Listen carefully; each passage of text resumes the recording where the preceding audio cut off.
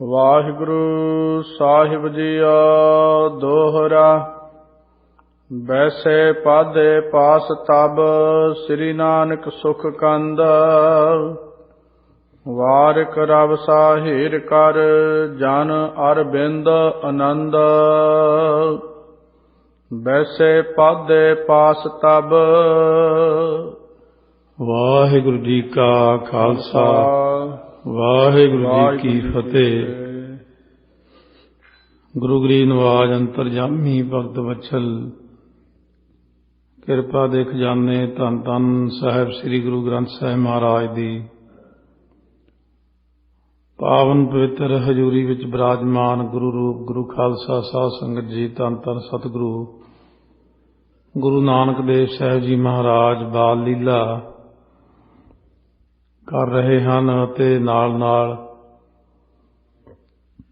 ਸਮਾਂ ਹੈ ਸਤਿਗੁਰੂ ਮਹਾਰਾਜ ਸੱਚੇ ਪਾਤਸ਼ਾਹ ਦਾ ਉਹ ਸਮਾਂ ਜਦੋਂ ਉਪਦੇਸ਼ ਕਰਨਾ ਸ਼ੁਰੂ ਕਰ ਦਿੱਤਾ। ਪਿਤਾ ਜੀ ਨੇ ਵਿਚਾਰ ਕੀਤੀ ਕਿ ਸਾਡਾ ਕੰਮਕਾਰ ਪਟਵਾਰੀ ਦਾ ਹੈ, ਸੋ ਪਟਵਾਰੀ ਦੇ ਕੰਮਕਾਰ ਵਿੱਚ ਬਹੁਤ ਪੜ੍ਹਾਈ ਦੀ ਲੋੜ ਪੈਂਦੀ ਹੈ, ਜਿਸ ਕਰਕੇ ਇਹਨਾਂ ਨੂੰ ਹੁਣ ਪੜ੍ਹਨੇ ਪਾਇਆ ਜਾਵੇ ਅਤੇ ਜਦੋਂ ਤੱਕ ਵੱਡੇ ਹੋਣਗੇ ਸਾਰਾ ਕੰਮਕਾਰ ਸੰਭਾਲ ਲੈਣਗੇ। ਇਸ ਤਰ੍ਹਾਂ ਦੀ ਵਿਚਾਰ ਕਰਕੇ ਤਾਂ ਦੇ ਕੋਲ ਲੈ ਕਰਕੇ ਸਤਿਗੁਰੂ ਨਾਨਕ ਦੇਵ ਜੀ ਮਹਾਰਾਜ ਨੂੰ ਸੋਹਣੀ ਦਸਤਾਰ ਸਜਾ ਕੇ ਸੋਹਣੇ ਵਸਤਰ ਪਹਿਨਾ ਕੇ ਅਤੇ ਥਾਲ ਦੇ ਵਿੱਚ ਚੌਲ ਆਦਿਕ ਮਿੱਠਾ 1.25 ਰੁਪਈਆ ਫੀਸ ਵਜੋਂ ਪਹਿਲੇ ਦਿਨ ਜਿਸ ਪ੍ਰਕਾਰ ਮਿੱਠਾ ਆਦਿਕ ਦਿੰਦੇ ਹਨ ਬੱਚਿਆਂ 'ਚ ਵੰਡਿਆ ਜਾਂਦਾ ਸੀ, ਸੋ ਉਸ ਤਰ੍ਹਾਂ ਲੈ ਕਰਕੇ ਗਏ ਹਨ। ਪਟਵਾਰੀ ਹੋਣ ਦੇ ਨਾਤੇ ਸਤਿਕਾਰ ਸੀ ਬਾਬਾ ਜੀ ਦਾ ਬਹੁਤ। ਸੋ ਬਾਬਾ ਕਲਿਆਣ ਚੰਦ ਜੀ ਮਹਿਤਾ ਗੋਤ ਸੀ ਜਿਨ੍ਹਾਂ ਦਾ। ਇਸ ਤਰੀਕੇ ਨਾਲ ਜਦੋਂ ਲੈ ਕੇ ਗਏ ਉਸ ਵਕਤ ਪਾਂਧਾ ਬੜੇ ਸਤਿਕਾਰ ਨਾਲ ਉੱਠ ਕੇ ਖੜਾ ਹੋਇਆ। ਆਓ ਜੀ, ਜੀ ਆਇਆਂ ਨੂੰ ਪਟਵਾਰੀ ਜੀ, ਆਓ ਬਾਬਾ ਕਲਿਆਣ ਚੰਦ ਜੀ, ਕੀ ਹੁਕਮ ਹੈ? ਹੱਸ ਕੇ ਕਹਿਣ ਲੱਗੇ, ਵਾਹਿਗੁਰੂ ਨੇ ਦਾਤ ਦਿੱਤੀ ਹੈ, ਪ੍ਰਮਾਤਮਾ ਨੇ, ਇਹ ਸਾਡਾ ਬੱਚਾ ਹੈ, ਇਹਨੂੰ ਆਪਾਂ ਨੇ ਪੜ੍ਹਾਉਣਾ ਅੱਛੇ ਸੇ ਢੰਗ ਨਾਲ ਤਾਂ ਕਿ ਸਾਰਾ ਕੰਮ ਕਾਜ ਮੇਰਾ ਇਹ ਸੰਭਾਲ ਸਕਣ। ਬਾਅਦ 'ਚ ਅੱਗੇ ਆਓ ਜੀ। ਗੁਰੂ ਨਾਨਕ ਦੇਵ ਜੀ ਨੂੰ ਅੱਗੇ ਜਦੋਂ ਕੀਤਾ, ਸੋਹਣਾ ਲੰਬਾ ਕੱਦ, ਲੱਗਦੇ ਨਹੀਂ ਹਨ ਕਿ 5 ਸਾਲ ਦੀ ਉਮਰ ਹੋਵੇਗੀ, ਜਿਵੇਂ 8-9 ਸਾਲ ਦਾ ਬੱਚਾ ਹੁੰਦਾ ਹੈ,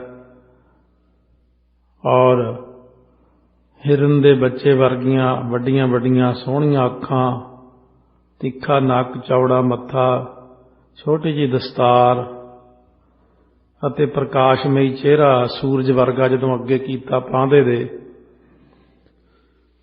ਪਾਂਧਾ ਦੇਖ ਕੇ ਇੱਕ ਵਾਰ ਹਿੱਲ ਗਿਆ,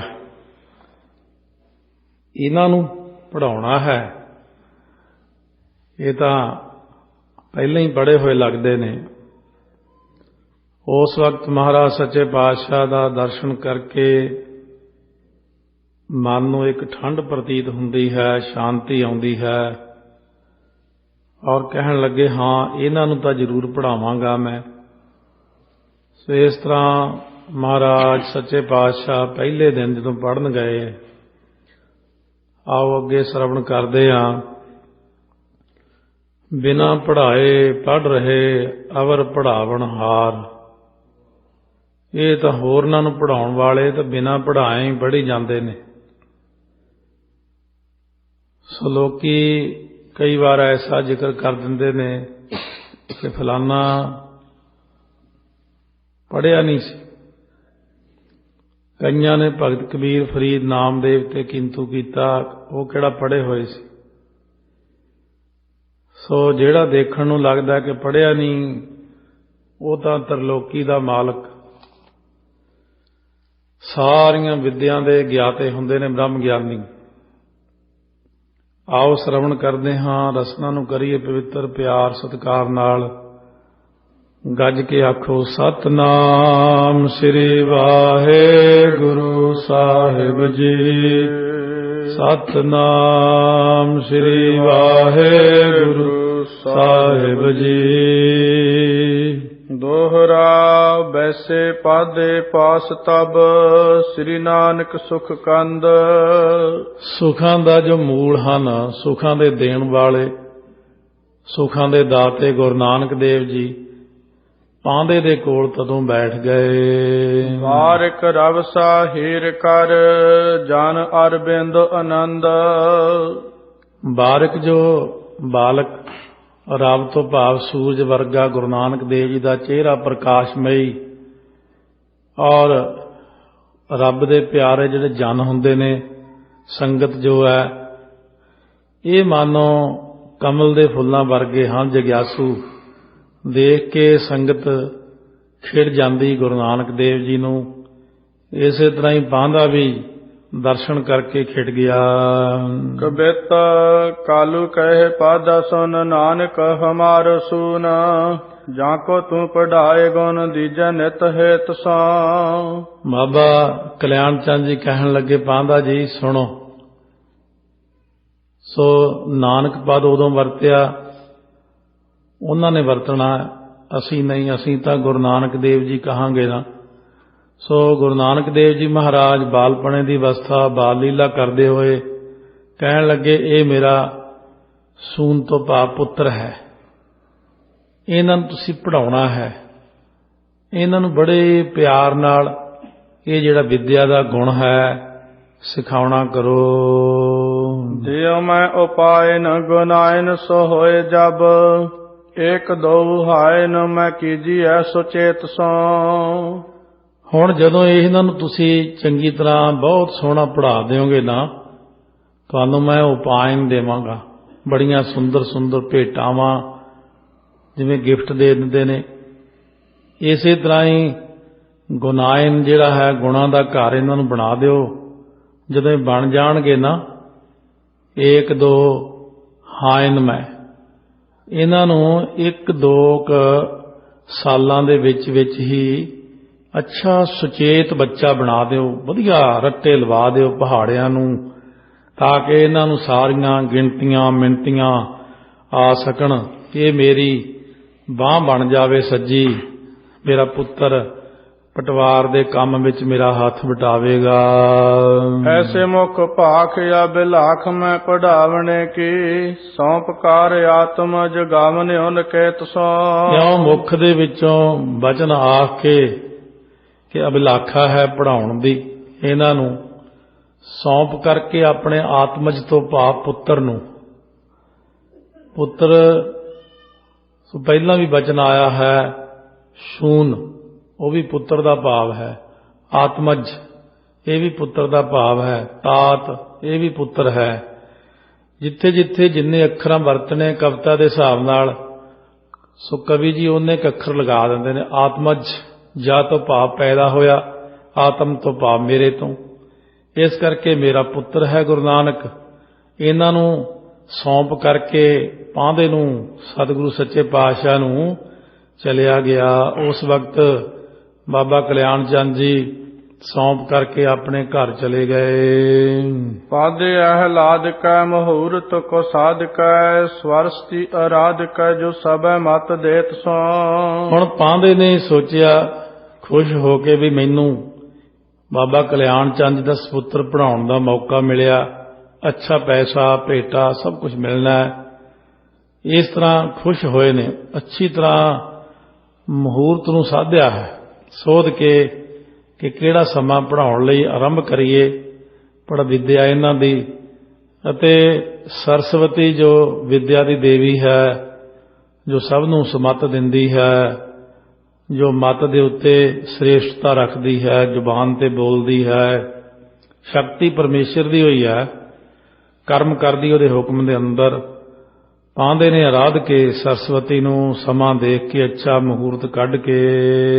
ਸੰਖਿਆ ਜੋ ਆਦ ਸੋ ਸਿਖਾਵਨ ਕੀ ਸੀਖ ਦੇਤ, ਸੰਖਿਆ ਤੇ ਅਸੰਖ ਤਾਂ ਕੋ ਸੰਖਿਆ ਕੋ ਸਿਖਾਵਈ। ਹੁਣ ਜਿਹੜੀ ਸੰਖਿਆ ਹੈ ਤੋਂ ਭਾਵ ਗਿਣਤੀ ਹੈ ਨਾ, ਸੋ ਮੁੱਢ ਤੋਂ ਲੈ ਕਰਕੇ ਉਹ ਸਿਖਾਉਣ ਦੀ ਸਿੱਖਿਆ ਦਿੰਦੇ ਨੇ।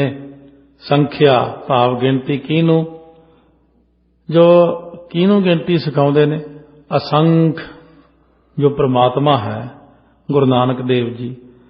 ਤਾਂ ਕੋ ਸੰਖਿਆ ਕੋ ਸਿਖਾਵਈ, ਅਣਗਿਣਤ ਨੂੰ ਗਿਣਤੀ ਸਿਖਾਉਂਦੇ ਨੇ। ਕਹਿੰਦੇ ਇਹ ਨਵਾਂ ਹੀ ਤਰੀਕਾ ਹੈ ਕਿ ਜੀ ਅਣਗਿਣਤ ਕਹਿੰਦੇ ਜਿਹਨੂੰ, ਅਸੰਖ ਜਪ ਅਸੰਖ ਭਾਓ।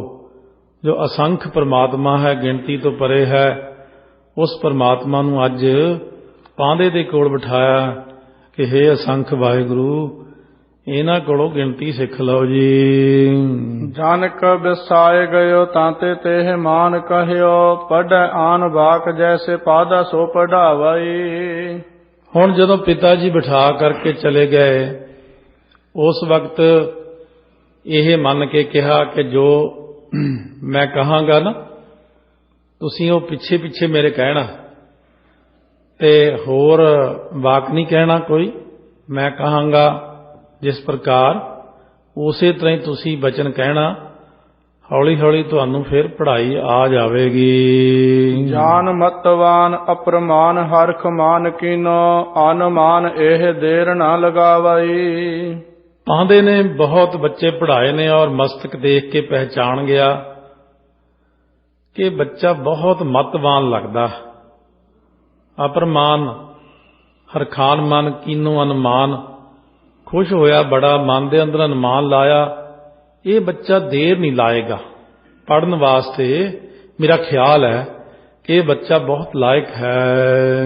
ਪੜ੍ਹੈ ਤਤਕਾਲ ਧਨ ਪਾਏ ਹੋਂ ਵਿਸਾਲ, ਬਾਲ ਭਲੋ ਮਤ ਸਾਲ ਤੁਲ ਜਾਂਕੀ ਕੋ ਨਾ ਪਾਵਈ। ਇਹ ਬਾਲਕ ਤਤਕਾਲ ਪੜ੍ਹ ਜਾਏਗਾ, 2 ਸਾਲਾਂ 3 ਸਾਲਾਂ 'ਚ। ਧਨ ਪਾਏ ਹੋਂ ਵਿਸਾਲ, ਫਿਰ ਬਾਬਾ ਜੀ ਮੈਨੂੰ ਬਹੁਤ ਸਾਰਾ ਧਨ ਦੇਣਗੇ। ਇਹ ਕਿਉਂਕਿ ਬਾਲ ਭਲੋ ਮਤ ਸਾਲ, ਇਹ ਜਿਹੜੀ ਹੈ ਨਾ ਸਾਡੀ ਇਸ ਥਾਂ ਦੇ ਉੱਤੇ ਬੱਚਿਆਂ ਦੀ ਸਾਰੇ ਇਕੱਠ, ਉਹਨਾਂ ਸਾਰਿਆਂ ਬੱਚਿਆਂ ਵਿੱਚੋਂ ਇਹ ਮਤ ਦਾ ਸਾਲ ਤੋਂ ਭਾਵ ਅਕਲ ਦਾ ਘਰ ਹੈ ਬੱਚਾ। ਇਹ ਮੈਂ ਇਹਦੇ ਵਰਗਾ ਬੱਚਾ ਅੱਜ ਤੱਕ ਨਹੀਂ ਦੇਖਿਆ। ਇੱਕ ਦਿਨ ਸਾਰੋ ਪੜ੍ਹਿਓ ਪਾਦੇ ਜੋ ਉਚਾਰੇ ਬੈਨ, ਸੰਝ ਭਈ ਐਨ ਆਏ ਅਜਰ ਸੁਹਾਇਓ ਹੈ। ਪੜ੍ਹਾ ਦਿੱਤਾ ਪਾਉਂਦੇ ਨੇ, ਸਿੱਧੀ ਗਿਣਤੀ ਕਰਾਤੀ, ਸਾਰੀ ਪੜ੍ਹ ਲਈ, ਇੱਕੋ ਦਿਨ 'ਚ ਸਾਰੀ ਸੁਣਾ ਦਿੱਤੀ ਵਾਪਸ। ਪਾਉਂਦੇ ਨੂੰ ਤਾਂ ਨੀਂਦ ਨਹੀਂ ਆਉਂਦੀ ਰਾਤ ਨੂੰ, ਕਿ ਨਿਆਣਿਆਂ ਨਾਲ ਤੇ ਮੱਥਾ ਮਾਰ ਮਾਰ ਕੇ ਮੇਰਾ ਦਿਮਾਗ ਚਟਮ ਹੋਇਆ ਪਿਆ। ਬੱਚਾ ਇੱਕੋ ਦਿਨ 'ਚ ਹੀ ਸਾਰੀ ਗਿਣਤੀ ਸੁਣਾ ਗਿਆ। ਔਰ ਗੁਰੂ ਨਾਨਕ ਦੇਵ ਜੀ ਸਮੇਂ ਸਿਰ ਸਮਾਂ ਹੋਇਆ, ਉਸ ਵਕਤ ਆਪਣੇ ਘਰ ਦੇ ਜਾ ਕੇ ਵਿਹੜੇ ਦੇ ਵਿੱਚ ਸੰਝ ਦੇ ਸਮੇਂ ਖੇਡ ਰਹੇ ਹਨ ਬੱਚਿਆਂ ਦੇ ਨਾਲ। ਫਿਰ ਹਰ ਖਾਏ ਮਾਏ ਅੰਕ ਮੈਂ ਬਸਾਏ ਲਏ, ਬੂਝਿਓ ਪੜ੍ਹਿਓ ਕੈਸੇ ਪੈੜਾ ਆਨਣ ਅਲਾਇਓ ਹੈ। ਦੇਖ ਕਰਕੇ ਮਾਤਾ ਤ੍ਰਿਪਤਾ ਜੀ ਬਹੁਤ ਖੁਸ਼ ਹੋ ਰਹੇ ਨੇ। ਅੱਜ ਮੇਰਾ ਪੁੱਤ ਪੜ੍ਹ ਕੇ ਆਇਆ, ਪਹਿਲੇ ਦਿਨ ਗੋਦ ਵਿੱਚ ਬਿਠਾ ਲਿਆ। ਕਿਵੇਂ ਪੜ੍ਹੇ ਸੀ ਅੱਜ? ਪੁੱਛਦੇ ਹਨ। ਪੈੜਾ ਤੋਂ ਭਾਵ ਜਿਹੜਾ ਪਹਾੜਾ ਹੈ, 1 ਦੂਣੀ 2 ਦੂਣੀ 4 ਪਹਿਲਾਂ ਹੀ ਪੜ੍ਹਦੇ ਹੁੰਦੇ ਸੀ। ਸੋ ਉਸ ਵਕਤ ਪੈੜਾ ਆਨੰਦ ਅਲਾਇਓ ਹੈ। ਗੁਰੂ ਨਾਨਕ ਦੇਵ ਜੀ ਨੇ ਸਾਰਾ ਪਹਾੜਾ ਮਾਤਾ ਜੀ ਨੂੰ ਬਹੁਤ ਛੇਤੀ ਨਾਲ ਸੁਣਾਉਣਾ ਕੀਤਾ, ਜਿਵੇਂ ਪਹਿਲਾਂ ਤੋਂ ਹੀ ਸਭ ਕੁਝ ਕੰਠ ਹੋਵੇ। ਖਾਏ ਅੰਨ ਰੈਨ ਪੁਨ ਕੀਨੀ ਸੁਖ ਸੈਨ ਤਬ, ਜਾਂ ਕੋ ਕਬ ਭੈ ਨਾ ਹੇਰੇ ਚੈਨ ਮਨ ਭਾਇਓ ਹੈ। ਫਿਰ ਪ੍ਰਸ਼ਾਦਾ ਛਕ ਕੇ ਰਾਤ ਹੋਈ, ਆਰਾਮ ਦੇ ਨਾਲ ਰਾਤ ਨੂੰ ਵਿਸ਼ਰਾਮ ਕੀਤਾ। ਜਿਨ੍ਹਾਂ ਨੂੰ ਕਿਸੇ ਦਾ ਕਦੇ ਡਰ ਨਹੀਂ, ਦੇਖ ਕਰਕੇ ਮਾਤਾ ਦੇ ਮਨ ਨੂੰ ਵੀ ਚੈਨ ਆਇਆ, ਪਿਤਾ ਜੀ ਨੂੰ ਵੀ ਚੈਨ ਆਇਆ, ਮਨ ਨੂੰ ਚੰਗੇ ਲੱਗਦੇ ਨੇ। ਮਾਤਾ ਇਕੱਲਾ ਇਕੱਲਾ ਪੁੱਤਰ ਹੋਣ ਕਰਕੇ ਸਾਰਾ ਦਿਨ ਦਰਵਾਜ਼ੇ 'ਚ ਖੜ੍ਹਦੀ ਹੈ, ਕਦੇ ਵਾਪਸ ਬੈਠਦੀ, ਬੇਚੈਨੀ ਸੀ। ਮੇਰਾ ਪੁੱਤ ਪੜ੍ਹਨ ਤਾਂ ਗਿਆ ਜ਼ਰੂਰ, ਪਰ ਮੇਰਾ ਦਿਲ ਨਹੀਂ ਲੱਗਦਾ, ਪਤਾ ਨਹੀਂ ਪੜ੍ਹੇਗਾ, ਪਤਾ ਨਹੀਂ ਉੱਥੇ ਕਿਸ ਹਾਲ 'ਚ ਬੈਠੇਗਾ। ਇਉਂ ਮਾਤਾ ਜੀ ਸਾਰਾ ਦਿਨ ਯਾਦ ਕਰਦੇ ਰਹੇ ਅਤੇ ਰਾਤ ਨੂੰ ਬੜੇ ਪਿਆਰ ਨਾਲ ਆਪਣੇ ਕੋਲ ਸਮਾਇਆ ਹੈ। ਭਈ ਜਬ ਭੋਰ ਕਾਲੂ ਲੈ ਕੇ ਪਾਂਦੇ ਔਰ ਗਇਓ, ਸੋਨੀ ਨੁਤ ਗੌਰ ਤਾਤ ਹਿਰਦੈ ਹਰ ਖਾਇਓ ਹੈ। ਫੇਰ ਸਵੇਰ ਹੋਈ, ਬਾਬਾ ਜੀ ਛੱਡਣ ਚਲੇ ਗਏ ਸਵੇਰ ਦੇ ਸਮੇਂ। ਉਸ ਵਕਤ ਪਾਠਸ਼ਾਲਾ ਦੇ ਵਿੱਚ ਜਦੋਂ ਜਾ ਕਰਕੇ ਪੁੱਛਿਆ, ਕਿਉਂ ਜੀ ਪਾਂਦਾ ਜੀ ਕਿਵੇਂ ਨੇ? ਉਹਨੇ ਤਾਂ ਬੜੀ ਉਸਤਤੀ ਕੀਤੀ। ਕਿਵੇਂ ਪੁੱਛਦੇ ਹੋ? ਇਹ ਤਾਂ ਸਾਰਾ ਕੁਝ ਪਹਿਲਾਂ ਹੀ ਜਿਵੇਂ ਜਾਣਦੇ ਹੀ ਹੁੰਦੇ ਨੇ। ਇਸ ਤਰ੍ਹਾਂ ਬਾਬਾ ਕਲਿਆਣ ਚੰਦ ਜੀ ਸੁਣ ਕੇ ਬਹੁਤ ਖੁਸ਼ ਹੋਏ। ਪਾਦੇ ਨੇ ਹਕਾਰ ਲੀਨ ਬਾਲਣ ਤੇ ਜੋਦਾ ਕੀਨ, ਲੇਖੇ ਹੂੰ ਕੀ ਸੀਖ ਦੀਨ ਨਾਨਕ ਸੁਜਾਨ ਕੋ। ਪਾਂਦੇ ਨੇ ਬੁਲਾ ਲਿਆ ਗੁਰੂ ਨਾਨਕ ਦੇਵ ਜੀ ਨੂੰ, ਵੱਖਰਾ ਕਰ ਲਿਆ ਬੱਚਿਆਂ ਤੋਂ ਅਤੇ ਲੇਖੇ ਦੀ ਸਿੱਖਿਆ ਦੇਣ ਲੱਗੇ ਕਿ ਲੇਖਾ ਹਿਸਾਬ ਕਿਤਾਬ ਕਿਵੇਂ ਕਰਨਾ ਆਪਾਂ ਨੇ। ਗੁਰੂ ਨਾਨਕ ਦੇਵ ਜੀ ਜੋ ਸਭ ਤੋਂ ਸਿਆਣੇ ਹਨ, ਉਹਨਾਂ ਨੂੰ ਪਾਂਦਾ ਸਿਖਾਉਣ ਲੱਗਿਆ ਕਿ ਪਿਤਾ ਜੀ ਦੇ ਸਾਹਮਣੇ ਜੋ ਪੜ੍ਹਿਆ ਸੋ ਸੁਣਾਉਣਾ ਕਰੋ। ਤੂੰ ਸਨੀਕ ਭਏ ਪਾਦਾ ਬਾਰ ਬਾਰ ਕਹੇ ਬਚ, ਕੈਸੇ ਤੂੰ ਬੋਲੇ ਅੱਜ ਸੁਨੈ ਦਿਕ ਦੇ ਨਾ ਕਾਨ ਕੋ। ਅੱਜ ਗੁਰੂ ਨਾਨਕ ਦੇਵ ਜੀ ਨੇ ਕੌਤਕ ਵਰਤਾ ਦਿੱਤਾ। ਕੱਲ ਤਾਂ ਪਹਿਲੇ ਦਿਨ ਹੀ ਸਾਰਾ ਕੁਝ ਸੁਣਾ ਦਿੱਤਾ ਸੀ। ਸੋ ਉਸ ਵਕਤ ਬਾਬਾ ਕਲਿਆਣ ਚੰਦ ਜੀ ਕੋਲੇ ਉਸਤਤੀ ਵੀ ਕੀਤੀ ਹੈ, ਬੜਾ ਸੋਹਣਾ ਪੜ੍ਹਦੇ ਨੇ, ਪਰ ਅੱਜ ਚੋਪੀ ਕਰੇ ਹੋਏ ਨੇ। ਪਾਂਦਾ ਬਾਰ-ਬਾਰ ਕਹਿੰਦਾ ਹੈ, ਅੱਜ ਕੀ ਹੋ ਗਿਆ? ਕੱਲ ਤਾਂ ਤੁਸੀਂ ਬੜਾ ਸੋਹਣਾ ਬੋਲ ਕੇ ਸੁਣਾਉਂਦੇ ਸੀਗੇ ਤੇ ਕੱਲ ਚੰਗੀ ਤਰੀਕੇ ਨਾਲ ਮੈਂ ਵੀ ਸੁਣਿਆ ਸੀ ਕੰਨ ਦੇ ਕੇ, ਤਾਂ ਅੱਜ ਤੁਸੀਂ ਨਾ ਗੱਲ ਸੁਣਦੇ ਹੋ ਨਾ ਕਰਦੇ ਹੋ। ਪਿਤਾ ਜੀ ਦੇ ਸਾਹਮਣੇ ਸੁਣਾਓ, ਮੈਨੂੰ ਵੀ ਸ਼ਾਬਾਸ਼ ਮਿਲੇ। ਪਿਤਾ ਜੀ ਕਹਿਣ, ਹਾਂ ਬਈ ਬਹੁਤ ਪਾਂਦਾ ਸੋਹਣਾ ਪੜ੍ਹਾਉਂਦਾ, ਉਹਨੂੰ ਆਪਣਾ ਲਾਲਚ ਸੀ, ਮੈਨੂੰ ਵੀ ਕੋਈ ਦੇਣਗੇ ਭੇਟਾ। ਭਲੀ ਬਿਦ ਕਾਲ ਪੈੜੇ ਪੜਿਓ ਤੂੰ ਵਿਸਾਲ ਸਭ, ਤੈਸੇ ਅਬ ਪੜੋ ਹਿਰ ਔਰ ਲਰਨ ਕਾਨ ਕੋ। ਜਿਵੇਂ ਕੱਲ ਤੁਸੀਂ ਬਹੁਤ ਭਲੇ ਤਰੀਕੇ ਨਾਲ ਪੜ੍ਹ ਕੇ ਸੁਣਾਏ ਸੀ ਨਾ, ਸਾਰੇ ਜਿੰਨੇ ਪਹਾੜੇ ਸੀਗੇ ਕੱਲ ਪੜ੍ਹੇ ਸੀ, ਤੁਸੀਂ ਭੁੱਲ ਗਏ ਹੋ ਅੱਜ? ਕੱਲ ਚੰਗਾ ਭਲਾ ਸੁਣਾਇਆ ਹੈ ਔਰ ਸਾਰੇ ਬੱਚਿਆਂ ਦੇ ਵਿੱਚ ਤੁਸੀਂ ਬੈਠ ਕੇ ਸਾਰੇ ਮੈਨੂੰ ਸੁਣਾਏ ਨੇ ਪਹਾੜੇ, ਅੱਜ ਵੀ ਸੁਣਾਓ ਜੀ। ਹੋਵੇ ਵੱਡੋ ਜਬ ਪੜਿਓ ਕਾਜ ਆਵੇ ਤਬ, ਅਬ ਖੇਲਣ ਮੈਂ ਜਿਉ ਤੇਰੋ ਖਾਏ ਸ਼ੂਸ਼ ਕਾਨ ਕੋ। ਸੋ ਕਹਿਣ ਲੱਗੇ ਹੁਣ ਤੁਹਾਡਾ ਅਸਲ 'ਚ ਜੀ ਨਹੀਂ ਕਰਦਾ ਪੜ੍ਹਨ ਨੂੰ, ਤੇ ਤੁਹਾਡਾ ਚਿੱਤ ਕਰਦਾ ਕਿ ਬੱਚਿਆਂ ਦੇ ਨਾਲ ਖੇਡਾਂ, ਔਰ ਜੇ ਤੁਸੀਂ ਇਸ ਤਰ੍ਹਾਂ ਨਹੀਂ ਪੜ੍ਹੋਗੇ ਫਿਰ ਦੇਖੋ ਉਹ ਛੀਟੀ ਜੀ ਕੋਲ ਰੱਖੀ ਹੋਈ ਸੀ, ਫਿਰ ਇਹ ਨਾਲ ਮਾਰ ਵੀ ਪੈਂਦੀ। ਤੁਹਾਡੇ ਪਿਤਾ ਜੀ ਵੀ ਤੁਹਾਨੂੰ ਗੁੱਸੇ ਹੋਣਗੇ, ਕਿਉਂ ਜੇ ਪੜ੍ਹੋਗੇ ਤੁਸੀਂ ਵੱਡੇ ਹੋ ਕੇ ਫਿਰ ਦੇਖੋ ਪੈਸਾ ਕਿਵੇਂ ਕਮਾਈਦਾ, ਵੱਡੇ ਹੋ ਕੇ ਕੰਮਕਾਰ ਕਰੀਦਾ। ਜਦੋਂ ਬੰਦਾ ਪੜ੍ਹਦਾ ਹੈ ਤਾਂ ਵੱਡਾ ਹੋ ਕੇ ਉਹ ਪੜ੍ਹਾਈ ਉਹਦੇ ਕੰਮ ਆਉਂਦੀ ਹੈ। ਇਸ ਕਰਕੇ ਤੁਸੀਂ ਮੈਨੂੰ ਜਿਹੜੀ ਕੱਲ ਸਾਰੀ ਵਿੱਦਿਆ ਪੜ੍ਹੀ ਹੈ ਉਹ ਆਪਣੇ ਪਿਤਾ ਜੀ ਦੇ ਸਾਹਮਣੇ ਸੁਣਾ ਦਿਓ। ਮਰ ਹਰੀ ਛੰਦ ਸੁਨ ਸਰੋਨਨ ਬੈਨਾ ਅਨਕਮ ਪੈਨਾ ਬਾਣੀ ਭਨੀ ਰਸਾਲ।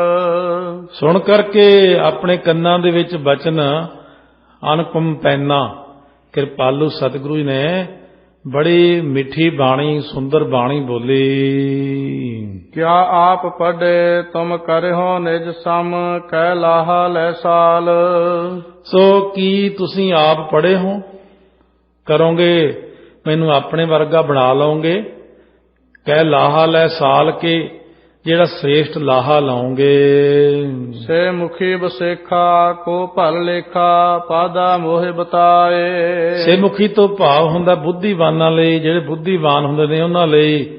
ਵਿਸ਼ੇਖਾ ਵਿਸ਼ੇਸ਼ ਜਿਹੜਾ ਹੁੰਦਾ ਹੈ ਨਾ, ਲੇਖਾ ਭਲਾ ਕਿਹੜਾ ਹੁੰਦਾ ਤੈਨੂੰ ਪਤਾ? ਪਾਂਦਾ ਤੂੰ ਜੇ ਮੈਨੂੰ ਪੜ੍ਹਾ ਰਿਹਾ, ਮੈਨੂੰ ਇਉਂ ਦੱਸ ਕਿ ਬੁੱਧੀਵਾਨਾਂ ਲਈ ਵਿਸ਼ੇਸ਼ ਭਲਾ ਲੇਖਾ ਕਿਹੜਾ ਹੁੰਦਾ, ਜਿਹੜਾ ਉਹਨਾਂ ਦਾ ਭਲਾ ਕਰਦਾ ਹੁੰਦਾ, ਉਹ ਮੈਨੂੰ ਤੂੰ ਦੱਸਣਾ ਕਰ। ਕਿਉ ਉੱਤਰ ਦੀਜੈ ਮਨ ਸਮਝੀਜੈ, पीछे मुझे पढ़ाए।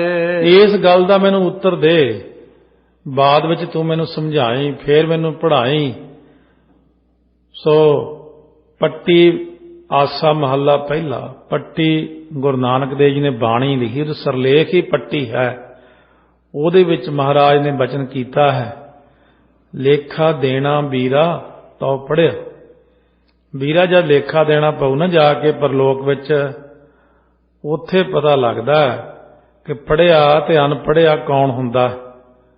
ਪੜ੍ਹੇ ਲਿਖੇ ਜਿਹੜੇ ਹੁੰਦੇ ਨੇ, ਬੁੱਧੀ ਦਾ ਮਾਣ ਕਰਨ ਵਾਲੇ ਲੋਕ, ਉਹਨਾਂ ਨੂੰ ਉੱਥੇ ਕਈ ਵਾਰੀ ਉਲਟ ਪੈ ਜਾਂਦੀ ਗੱਲ। ਇਸ ਕਰਕੇ ਮੈਨੂੰ ਇਹ ਦੱਸ ਕਿ ਪੜ੍ਹਾਈ ਕੀ ਚੀਜ਼ ਹੈ ਅਸਲ ਵਿੱਚ। ਇਹ ਤਾਂ ਮਾਇਆਵੀ ਪੜ੍ਹਾਈ ਹੋ ਗਈ, ਪੈਸਿਆਂ ਵਾਲੀ। ਮੈਨੂੰ ਤਾਂ ਉਹ ਪੜ੍ਹਾਈ ਦੱਸ ਜਿਹਦੇ ਨਾਲ ਪਰਲੋਕ ਦੇ ਵਿੱਚ ਜਾ ਕੇ ਭਲਾ ਹੋਵੇ। ਹੋਏ ਪਾਦਾ ਬਿਸਮੈ ਅਦਭੁਤ ਰਸਮੈ ਆਨਨ ਬਚਨ ਅਲਾਏ। ਹੁਣ ਪਾਂਦਾ ਬੜਾ ਹੈਰਾਨ ਹੋਇਆ, ਅਦਭੁਤ ਹੈਰਾਨਗੀ ਜਨ ਰਸ ਚ ਆ ਗਿਆ, ਹੈਰਾਨ ਜਿਹਾ ਹੋ ਗਿਆ ਅਤੇ ਆਪਣੇ ਮੁਖ ਦੇ ਵਿੱਚੋਂ ਇਸ ਤਰ੍ਹਾਂ ਕਹਿਣ ਲੱਗਿਆ ਬਚਨ, ਸਭ ਜਾਨੋ ਗਿਣਤੀ ਅਵਨੇ ਮਿਨਤੀ ਡੋਡੈ ਗਨਨ ਸਵਾਏ। ਮੈਂ ਤਾਂ ਜੀ ਸਾਰੀ ਗਿਣਤੀ ਜਾਣਦਾ ਹਾਂ। ਧਰਤੀ ਦੇ ਮਿਣਨੇ ਦੀ ਜਿਹੜੀ ਗਿਣਤੀ ਹੈ, ਜ਼ਮੀਨ ਦੀ ਗਿਣਤੀ ਹੈ, ਕਿੰਨੇ ਗਾਜ ਹੈ, ਕਿੰਨਾ ਇਸ ਤਰ੍ਹਾਂ ਸਭ ਜਾਣਦਾ ਹਾਂ। ਅਤੇ ਡੋਡੈ ਗਨਨ ਸਵਾਏ, ਇਹ ਵੀ ਮੈਂ ਜਾਣਦਾ, ਡਿਉੜੇ ਦੀ ਗਿਣਤੀ, ਸਵਾਏ ਦੀ ਗਿਣਤੀ, ਡੇਢ ਏਕਮ ਡੇਢ, ਡੇਢ ਦੂਣੀ ਤਿੰਨ, ਇਹ ਡੋਡੇ ਦੀ ਗਿਣਤੀ ਹੋ ਗਈ। ਸਵਾਏ ਜਿਹੜੀ ਗਿਣਤੀ ਹੁੰਦੀ ਆ, ਸਵਾ ਏਕਮ ਸਵਾ, ਸਵਾ ਦੂਣੀ ਢਾਈ, ਇਹ ਪੁਰਾਣੇ ਪਹਾੜੇ ਸਨ। ਧੌਂਚੇ ਪੁਨ ਉਠੈ ਜੋਰਨ ਕੋਠੇ ਗ੍ਰਾਮ ਕਾਰ ਪਟਵਾਰ। ਇੱਕ ਧੌਂਚੇ ਹੁੰਦੇ ਨੇ ਪੜ੍ਹਾਈ, 4.5 ਦਾ ਪਹਾੜਾ।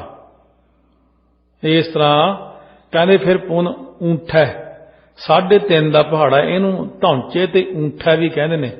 ਜੋਰਨ ਕੋਠੇ, ਤੇ ਇਹ ਇੱਕ ਪੜ੍ਹਾਈ ਹੁੰਦੀ ਇਮਾਰਤੀ ਕੰਮ ਦੀ, ਤਜਾਰਤ, ਮਿਤੀ, ਕਾਟਾ ਤੇ ਸੂਦ ਦੇ ਵੇਰਵੇ ਭਰਨੇ ਹੁੰਦੇ ਨੇ ਇਹ। ਇਸ ਕਰਕੇ ਇਹ ਪੁਰਾਣੀਆਂ ਪੜ੍ਹਾਈਆਂ ਕਹਿੰਦੇ। ਹੋਰ ਸਾਰੀ ਜਿਹੜੀ ਪੜ੍ਹਾਈ ਹੈ ਆ ਮੈਂ ਸਭ ਜਾਣਦਾ ਹਾਂ।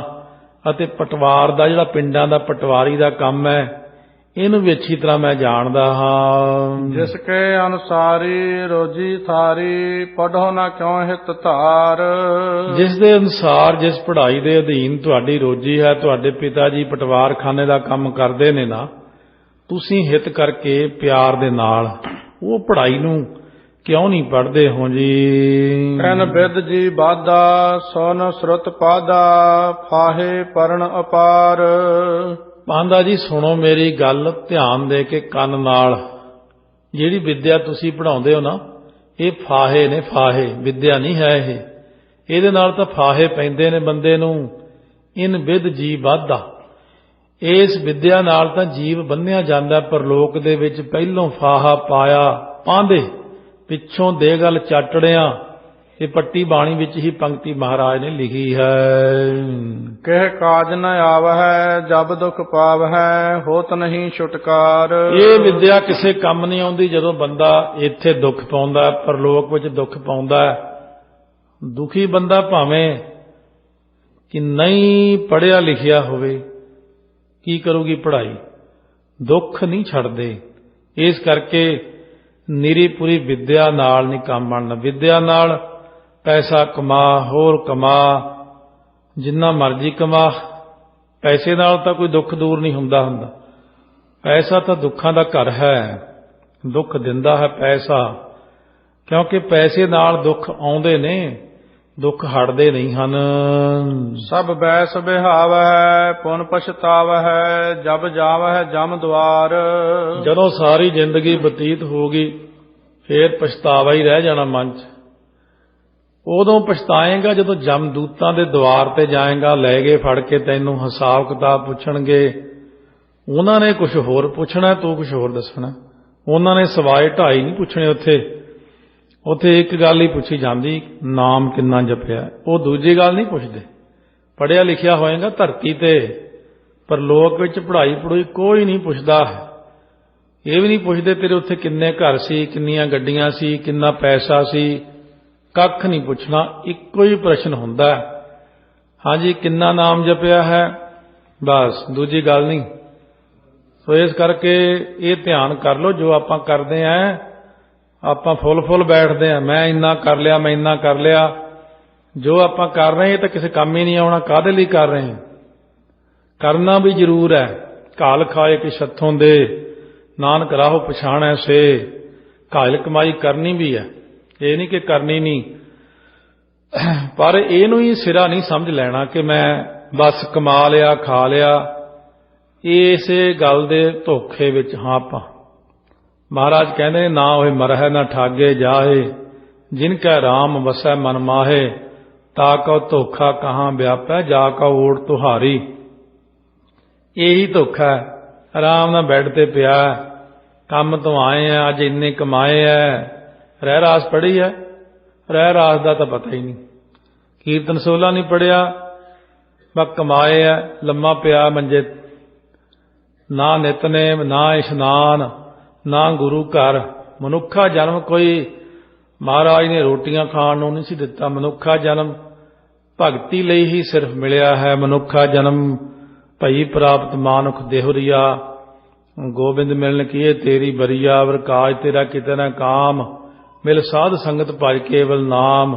ਸਰੰਜਾਮ ਲਾਗ ਭਵ ਜਲ ਤਰਨ ਕਾ, ਜਨਮ ਬਿਰਥਾ ਜਾਤ ਰੰਗ ਮਾਇਆ ਕਾ। ਸੋ ਮਹਾਰਾਜ ਕਹਿੰਦੇ ਨੇ ਇਹ ਤਾਂ ਜ਼ਿੰਦਗੀ ਦੇ ਵਿੱਚ ਸਾਰੇ ਕਰ ਲੈਂਦੇ ਨੇ। ਪੈਸਾ ਕੌਣ ਨਹੀਂ ਕਮਾਉਂਦਾ? ਸਭ ਕਮਾ ਲੈਂਦੇ ਨੇ।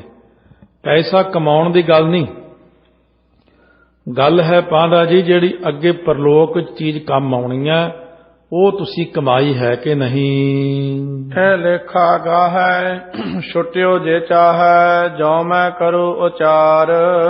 ਹੁਣ ਇਹ ਜਿਹੜਾ ਲੇਖਾ ਵਿਚਾਰ ਨਾ ਕਰੋ, ਜੇ ਤੂੰ ਛੁੱਟਣਾ ਚਾਹੋ ਨਾ ਪਰਲੋਕ ਵਿੱਚ, ਜਿਹੜਾ ਮੈਂ ਉਚਾਰ ਕੇ ਤੈਨੂੰ ਦੱਸਦਾ ਨਾ, ਉਹ ਲੇਖਾ ਤੂੰ ਹਿਸਾਬ ਕਿਤਾਬ ਆਪਣਾ ਲਾ, ਉਦਾਂ ਦਾ ਕੰਮ ਕਰ ਜਿੱਦਾਂ ਦਾ ਮੈਂ ਕਹਾਂ, ਇਸ ਤਰ੍ਹਾਂ ਕਰ। ਦੋਹਰਾ ਕਮਲ ਬਦਨ ਸੁਖ ਸਦਨ ਗੁਰ, ਕਰਣਾ ਮਨ ਪਰ ਲਿਆਏ। ਕਮਲ ਸਰੀਖੇ ਬਦਨ ਵਾਲੇ, ਚਿਹਰੇ ਵਾਲੇ ਗੁਰੂ ਨਾਨਕ ਦੇਵ ਜੀ ਸੁੱਖਾਂ ਦੇ ਘਰ, ਗੁਰ ਕਰਨਾ ਮਨ ਪਰ ਲਿਆਏ। ਕਿਰਪਾ ਆ ਗਈ, ਬਸ ਇਹ ਵੱਡੀ ਚੀਜ਼ ਹੈ। ਜੋ ਮਰਜ਼ੀ ਕਰੀ ਜਾਓ। ਅਖੀਰ ਤੇ ਇੱਕ ਗੱਲ ਯਾਦ ਰੱਖੋ, ਕਿਰਪਾ ਤੋਂ ਬਿਨਾਂ ਕੁਝ ਨਹੀਂ ਹੁੰਦਾ। ਅਭਿਆਸੀ ਵੀ ਇਹ ਗੱਲ ਨੋਟ ਕਰ ਲੈਣ। 100 ਪਾਠ ਕਰੋ, ਕਰੀ ਜਾਓ, ਸੇਵਾ ਕਰੋ, ਕਰੀ ਜਾਓ, ਉਹਦੇ ਉੱਤੇ ਅਖੀਰ ਤੇ ਜਾ ਕੇ ਇੱਕ ਮੋਹਰ ਲੱਗਦੀ ਹੈ, ਕਿਰਪਾ ਜਲ ਦੇ ਨਾਨਕ ਸਾਰਿੰਕ, ਹੋਏ ਜਾਤੇ ਤੇਰਾ ਨਾਮ ਵਾਸ। ਮਹਾਰਾਜ ਜੀ ਕਿਰਪਾ ਕਰੋ, ਤਰਸ ਪਿਆ ਮਿਹਰਾਮਤ ਹੋਈ, ਸਤਿਗੁਰ ਸੱਜਣ ਮਿਲਿਆ, ਨਾਨਕ ਨਾਮ ਮਿਲੇ ਤਾਂ ਜੀਵਾਂ ਤਨ ਮਨ ਥੀਵੈ ਹਰਿਆ। ਇਸ ਕਰਕੇ ਮਹਾਰਾਜ ਕਹਿੰਦੇ ਨੇ ਕਿ ਇਹ ਹੁਣ ਕਿਰਪਾ ਆ ਗਈ ਵੀ ਪਾਂਧੇ ਨੂੰ ਤਾਰਨਾ। ਪਹਿਲਾਂ ਹਰਦਿਆਲ ਪੁਰੋਹਿਤ ਨੂੰ ਤਾਰਿਆ, ਦੌਲਤਾਂ ਦਾਈ ਨੂੰ ਤਾਰਿਆ, ਤੁਲਸਾਂ ਦਾਸੀ ਨੂੰ ਤਾਰਿਆ, ਹੁਣ ਪਾਂਧੇ ਤੇ ਕਿਰਪਾ ਕਰਦੇ ਨੇ। ਪ੍ਰਥਾਏ ਸਾਖੀ ਮਹਾਂਪੁਰਖ ਬੋਲਦੇ, ਸਾਂਝੀ ਸਗਲ ਜਹਾਨਾ।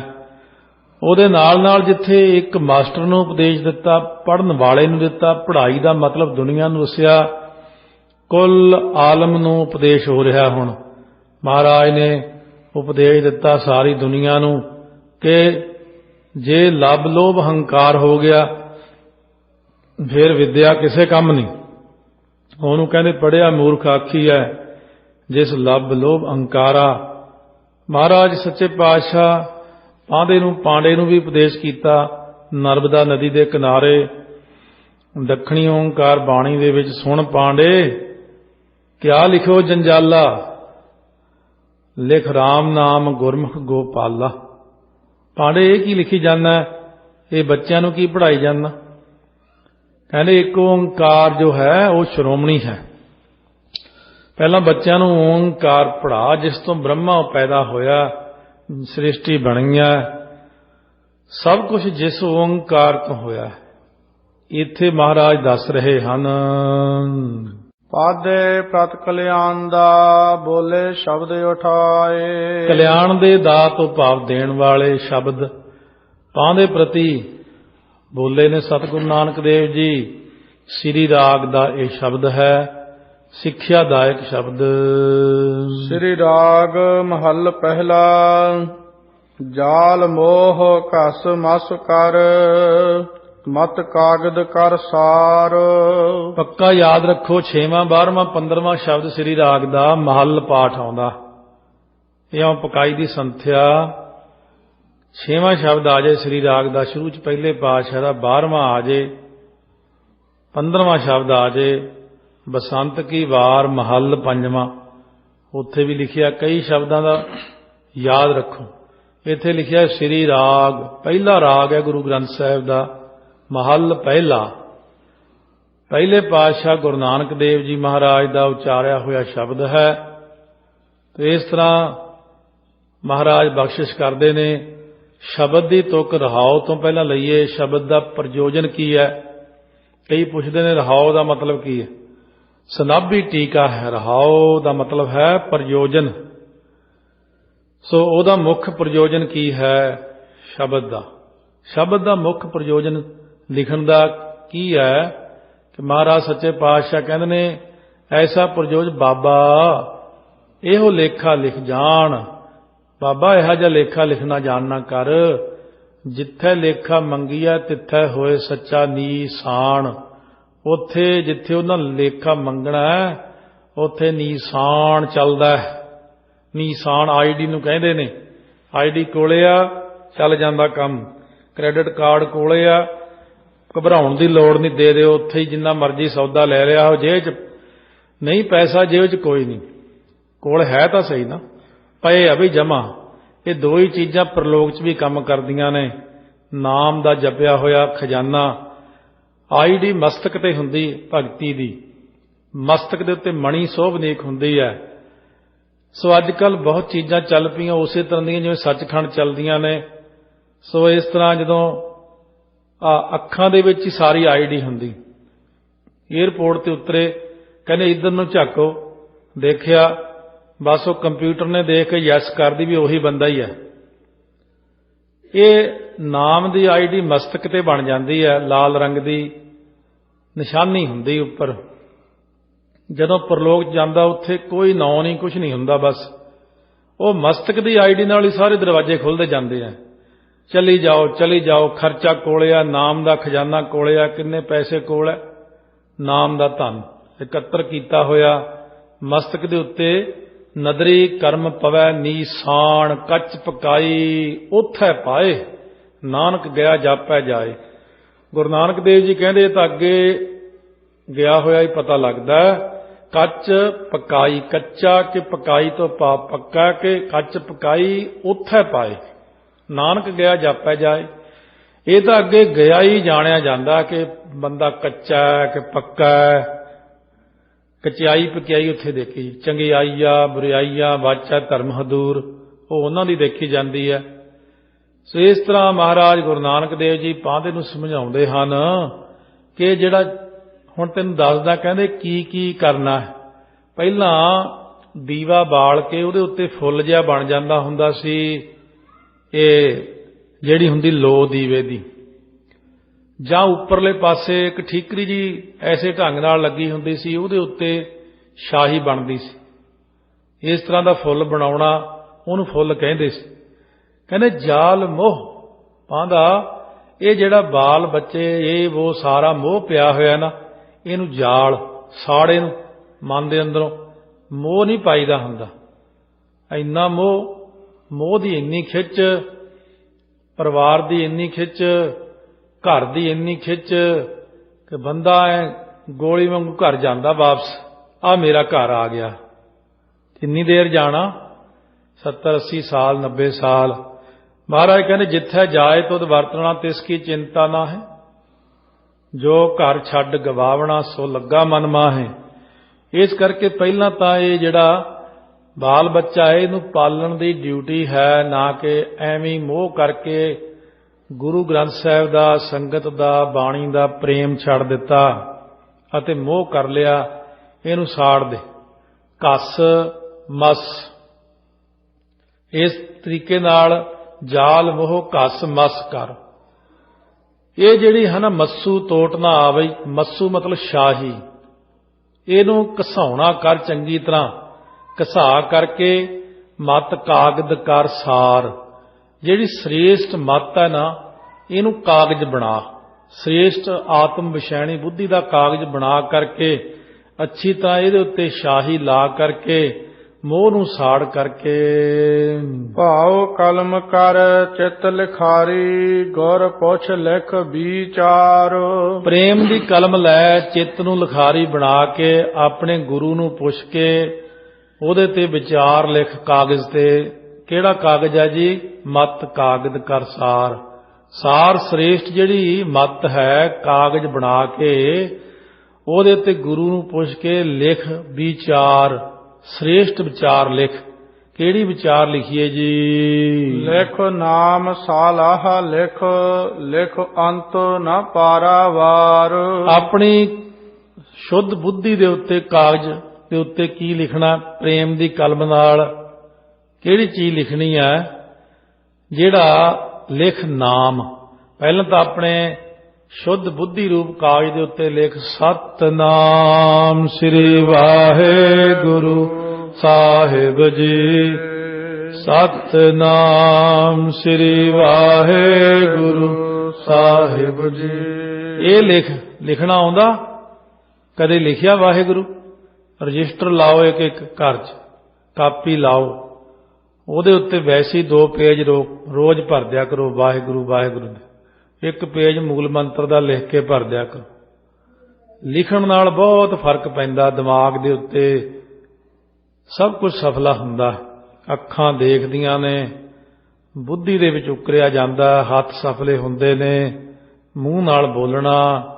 ਇਸ ਤਰ੍ਹਾਂ ਮਹਾਰਾਜ ਸੱਚੇ ਪਾਤਸ਼ਾਹ ਕਹਿੰਦੇ ਨੇ ਲਿਖ ਨਾਮ, ਫਿਰ ਸਾਲਾਹ ਲਿਖ, ਫਿਰ ਉਹਦੀ ਸਲਾਹੁਤਾ ਲਿਖ। ਪਹਿਲਾਂ ਵਾਹਿਗੁਰੂ ਲਿਖ, ਫਿਰ ਮੂਲ ਮੰਤਰ ਲਿਖ। ਗੋਬਿੰਦੇ ਮੁਕੰਦੇ ਉਦਾਰੇ ਅਪਾਰੇ ਲਿਖ ਆਪਣੀ ਬੁੱਧੀ ਤੇ। ਇਹ ਤਾਂ ਆਪਾਂ ਹੁਣ ਕਹਿ ਰਹੇ ਨਾ, ਹੈ ਤਾਂ ਬਾਣੀ 10ਵੇਂ ਪਾਤਸ਼ਾਹ ਦੀ, ਪਰ ਇਹ ਤਾਂ ਆਪਾਂ ਹੁਣ ਸੋਚਣਾ ਕਿ ਗੁਰੂ ਨਾਨਕ ਦੇਵ ਜੀ ਅੱਜ ਗੁਰੂ ਗ੍ਰੰਥ ਸਾਹਿਬ ਕਹਿ ਰਹੇ ਨੇ ਲਿਖ ਬਈ, ਸਲਾਹ ਲਿਖ ਪ੍ਰਮਾਤਮਾ ਦੀ, ਲਿਖ ਅੰਤ ਨਾ ਪਾਰਾਵਾਰ। ਇਉਂ ਵੀ ਲਿਖੀ ਥੱਲੇ ਕਿ ਵਾਹਿਗੁਰੂ ਤੇਰਾ ਕੋਈ ਅੰਤ ਨਹੀਂ, ਵਾਹਿਗੁਰੂ ਤੇਰਾ ਕੋਈ ਅੰਤ ਨਹੀਂ। ਇਹ ਵੀ 5 ਵਾਰ ਲਿਖ। ਇਹ 3 ਚੀਜ਼ਾਂ ਆਪਣੀ ਆਤਮ ਵਿਸ਼ੈਣੀ ਬੁੱਧੀ ਦੇ ਕਾਗਜ਼ ਉੱਤੇ ਲਿਖ। ਮੋਹ ਨੂੰ ਸਾੜ, ਮੋਹ ਦੇ ਵਿੱਚ ਆ ਕੇ ਟਾਈਮ ਬਰਬਾਦ ਨਾ ਕਰ ਆਪਣਾ। ਐਵੇਂ ਨਿਆਣਿਆਂ ਨੂੰ ਗੋਦੀ ਬਿਠਾ ਕਦੇ ਉਹ ਕਰ ਕਦੇ ਉਹ ਕਰ, ਇੱਧਰ ਉੱਧਰ ਸਮਾਂ ਬਰਬਾਦ ਨਾ ਕਰ। ਸਮਾਂ ਥੋੜਾ, ਬਿਜ਼ੀ ਲਾਈਫ ਇੱਥੇ ਇੰਨੀ ਜ਼ਿਆਦੇ। ਬੰਦੇ ਨੂੰ ਤੁਸੀਂ ਦੇਖੋ 20 ਸਾਲ ਹੋ ਗਏ ਆਇਆ ਨੂੰ, 30 ਹੋ ਗਏ, ਕਹਿੰਦੇ ਕੱਲ ਦੀਆਂ ਗੱਲਾਂ ਲੱਗਦੀਆਂ ਨੇ। ਇੱਥੇ ਤਾਂ 80 ਸਾਲ 100 ਸਾਲ ਵੀ ਲੰਘ ਗਏ, ਕੱਲ ਦੀਆਂ ਗੱਲਾਂ ਲੱਗਣੀਆਂ। ਕੱਲ ਦੀਆਂ ਗੱਲਾਂ ਹਲੇ ਕਿਹੜਾ ਲੱਖ ਵਾਰਾ ਰਹਿਣਾ ਇੱਥੇ। ਇਸ ਕਰਕੇ ਰੋਜ਼ ਉਮਰ ਲੰਘ ਜਾਂਦੀ, ਰੋਜ਼ ਉਮਰ ਲੰਘ ਜਾਂਦੀ ਹੈ। ਦਿਨ ਤੇ ਪਹਿਰ, ਪਹਿਰ ਤੇ ਘਰੀਆਂ ਆਪ ਘਟੈ ਤਨ ਚੀਜੈ, ਕਾਲ ਹੇਰੀ ਫਿਰੈ ਬਦਕ ਜਿਉ ਕਹੋ ਕਵਨ ਵਿਦ ਕੀਜੈ। 100 ਦਿਨ ਆਵਨ ਲਾਗਾ, ਮਾਤ ਪਿਤਾ ਭਾਈ ਸੁਤ ਬੰਤਾ, ਕਹੋ ਕਉ ਹੈ ਕਾ। ਕਹਿੰਦੇ ਆ ਰਿਹਾ ਦਿਨ ਤੇਰਾ, ਉਹ ਲਿਖ ਨਾਮ ਲਿਖ, ਸਾਲਾਹ ਲਿਖ, ਲਿਖ ਅੰਤ ਨਾ ਪਾਰਾਵਾਰ। ਬਾਬਾ ਇਹੋ ਲੇਖਾ ਲਿਖ ਜਾਣ। ਬਾਬਾ ਸਤਿਕਾਰਯੋਗ ਅੱਖਰ। ਬਾਬਾ ਅੱਖਰ ਦੇ 8 ਅਰਥ ਨੇ, ਸੋ ਇਸ ਕਰਕੇ ਇੱਥੇ ਤਾਂ ਸਤਿਕਾਰਯੋਗ ਅੱਖਰ ਆ, ਕਿਉਂ ਆਪ ਹਲੇ ਉਮਰ ਵਿੱਚ ਛੋਟੇ ਹੋਣ ਕਰਕੇ। ਜਾਂ ਬਾਬਾ ਪਿਆਰ ਦਾ ਅੱਖਰ ਹੈ, ਜਾਂ ਐਸੇ ਬੋਲਣਾ ਨਾ ਬਾਬਾ ਨਾ ਇਹ ਕੰਮ ਨਹੀਂ ਮੈਥੋਂ ਹੋਣਾ। ਇਸ ਤਰ੍ਹਾਂ ਮਹਾਰਾਜ ਬਾਬਾ ਬਜ਼ੁਰਗ ਨੂੰ ਵੀ ਕਹਿੰਦੇ ਨੇ। ਮਾਝੇ ਦੇ ਵਿੱਚ ਬਾਬਾ ਕਿਸੇ ਭਾਵੇਂ 3 ਸਾਲ ਦੇ ਬੱਚੇ ਦੇ ਚੋਲਾ ਪਾਇਆ ਉਹਨੂੰ ਵੀ ਬਾਬਾ ਕਹਿੰਦੇ, ਉੱਥੇ ਬਾਬਾ ਬੋਲੀ ਹੋਈ ਹੈ। ਇਸ ਕਰਕੇ ਬਾਬਾ ਪ੍ਰਮਾਤਮਾ ਨੂੰ ਵੀ ਕਿਹਾ, ਬਾਬਾ ਗੁਰਾਂ ਨੂੰ ਵੀ ਕਿਹਾ, ਸਤਿਕਾਰਯੋਗ ਅੱਖਰ ਹੈ। ਇੱਥੇ ਕਹਿੰਦੇ ਬਾਬਾ ਸਿਆਣੇ ਇਹ ਲੇਖਾ ਲਿਖ ਜਾਣ। ਅੱਗੇ ਕਹਿੰਦੇ ਹਨ ਕਿ ਜਿੱਥੇ ਲੇਖਾ ਮੰਗੀਆ, ਜਿੱਥੇ ਲੇਖਾ ਮੰਗੀਏ ਤਿੱਥੇ ਹੋਏ ਸੱਚਾ ਨੀਸਾਨ। ਜਿੱਥੇ ਲੇਖਾ ਪਰਲੋਕ ਵਿੱਚ ਮੰਗਣਾ ਹੈ, ਉਹ ਤੇਰੀ ਬੁੱਧੀ ਦੇ ਉੱਤੇ ਜੇ ਲਿਖਿਆ ਹੋਵੇਗਾ ਨਾ ਨਾਮ ਸਾਲਾਹ ਅੰਤ ਨਾ ਪਾਰਾਵਾਰ ਲਿਖਿਆ ਹੋਵੇਗਾ, ਉੱਥੇ ਕੱਢ ਕੇ ਸਾਹਮਣੇ ਰੱਖ ਦੇਣਾ। ਦਿਖਾਉਣ ਦੀ ਲੋੜ ਨਹੀਂ, ਕੁਛ ਨਹੀਂ ਕੱਢੀਦਾ ਸਾਹਮਣੇ। ਉੱਥੇ ਉਹਨਾਂ ਨੇ ਆਪ ਹੀ ਦੇਖ ਲੈਣਾ ਕਿ ਇਹਦੇ ਮਸਤਕ ਤੇ ਨਾਮ ਲਿਖਿਆ ਹੋਇਆ। ਮਸਤਕ ਤੇ ਨਾਮ ਲਿਖਿਆ, ਕੋਈ ਰੁਕਾਵਟ ਨਹੀਂ। ਸੋ ਮਹਾਰਾਜ ਸੱਚੇ ਪਾਤਸ਼ਾਹ ਕਹਿੰਦੇ ਨੇ ਕੋਟ ਬਿਗਨ ਤਿਸ ਲਾਗ ਤੇ ਜਿਸਨੂੰ ਵਿਸਰੈ ਨਾਉ, ਨਾਨਕ ਆਂਦਨ ਬਿਲਪਤੇ ਜਿਉ ਸੁਣੀਏ ਘਰ ਕਾਉ। ਕਾਂ ਕਰਦਾ ਕਹਿੰਦੇ ਨਾਮ ਤੋਂ ਬਿਨਾ। ਜਿਨ੍ਹਾਂ ਦੇ ਕੋਲ ਨਾਮ ਹੈ ਉਹਨਾਂ ਨੂੰ ਕਿਤੇ ਰੁਕਾਵਟ ਨਹੀਂ। ਪਹਿਲਾਂ ਨਾਮ ਹਿਰਦੇ 'ਚ ਵਸਾਓ, ਫਿਰ ਤੁਹਾਨੂੰ ਪਤਾ ਲੱਗੇਗਾ ਨਾਮ ਹੁੰਦਾ ਕੀ ਹੈ। ਕੋਈ ਮੁਸ਼ਕਿਲ ਹੀ ਨਹੀਂ ਆਉਂਦੀ ਹੈ। ਜਿੱਦਣ ਨੂੰ ਜਾਓ, ਜਿੰਨੀ ਮਰਜ਼ੀ ਵੱਡੀ ਮੁਸ਼ਕਿਲ ਆ ਜੇ, ਪਹਾੜ ਵੀ ਸਾਹਮਣੇ ਆ ਜਾਏ ਉਹ ਵੀ ਰਾਹ ਦੇ ਦਿੰਦਾ, ਸਮੁੰਦਰ ਵੀ ਰਸਤਾ ਦਿੰਦਾ। ਗੁਰੂ ਨਾਨਕ ਦੇਵ ਜੀ ਬਾਰੇ ਕਿਹਾ ਸੀ ਨਾ ਹਰਦਿਆਲ ਪ੍ਰੋਹਤ ਨੇ, ਕਹਿੰਦੇ ਗੋ ਗਿਰ ਮਾਰਗ ਦੇਈ। ਇਹਨਾਂ ਨੂੰ ਤਾਂ ਪਹਾੜ ਵੀ ਰਸਤਾ ਦਊ, ਇਹਨਾਂ ਨੂੰ ਤਾਂ ਧਰਤੀ ਵੀ ਰਸਤਾ ਦਊ, ਇਹਨਾਂ ਨੂੰ ਤਾਂ ਸਮੁੰਦਰ ਵੀ ਰਸਤਾ ਦਊ। ਇਹ ਨਾਮ ਦਾ ਪ੍ਰਤਾਪ। ਨਾਮ ਦੇ ਪ੍ਰਤਾਪ ਕਰਕੇ ਮੂਹਰੇ ਕੁਝ ਹੁੰਦਾ ਹੀ ਨਹੀਂ, ਸਭ ਮੋਮ ਬਣ ਜਾਂਦੇ ਅੱਗੇ।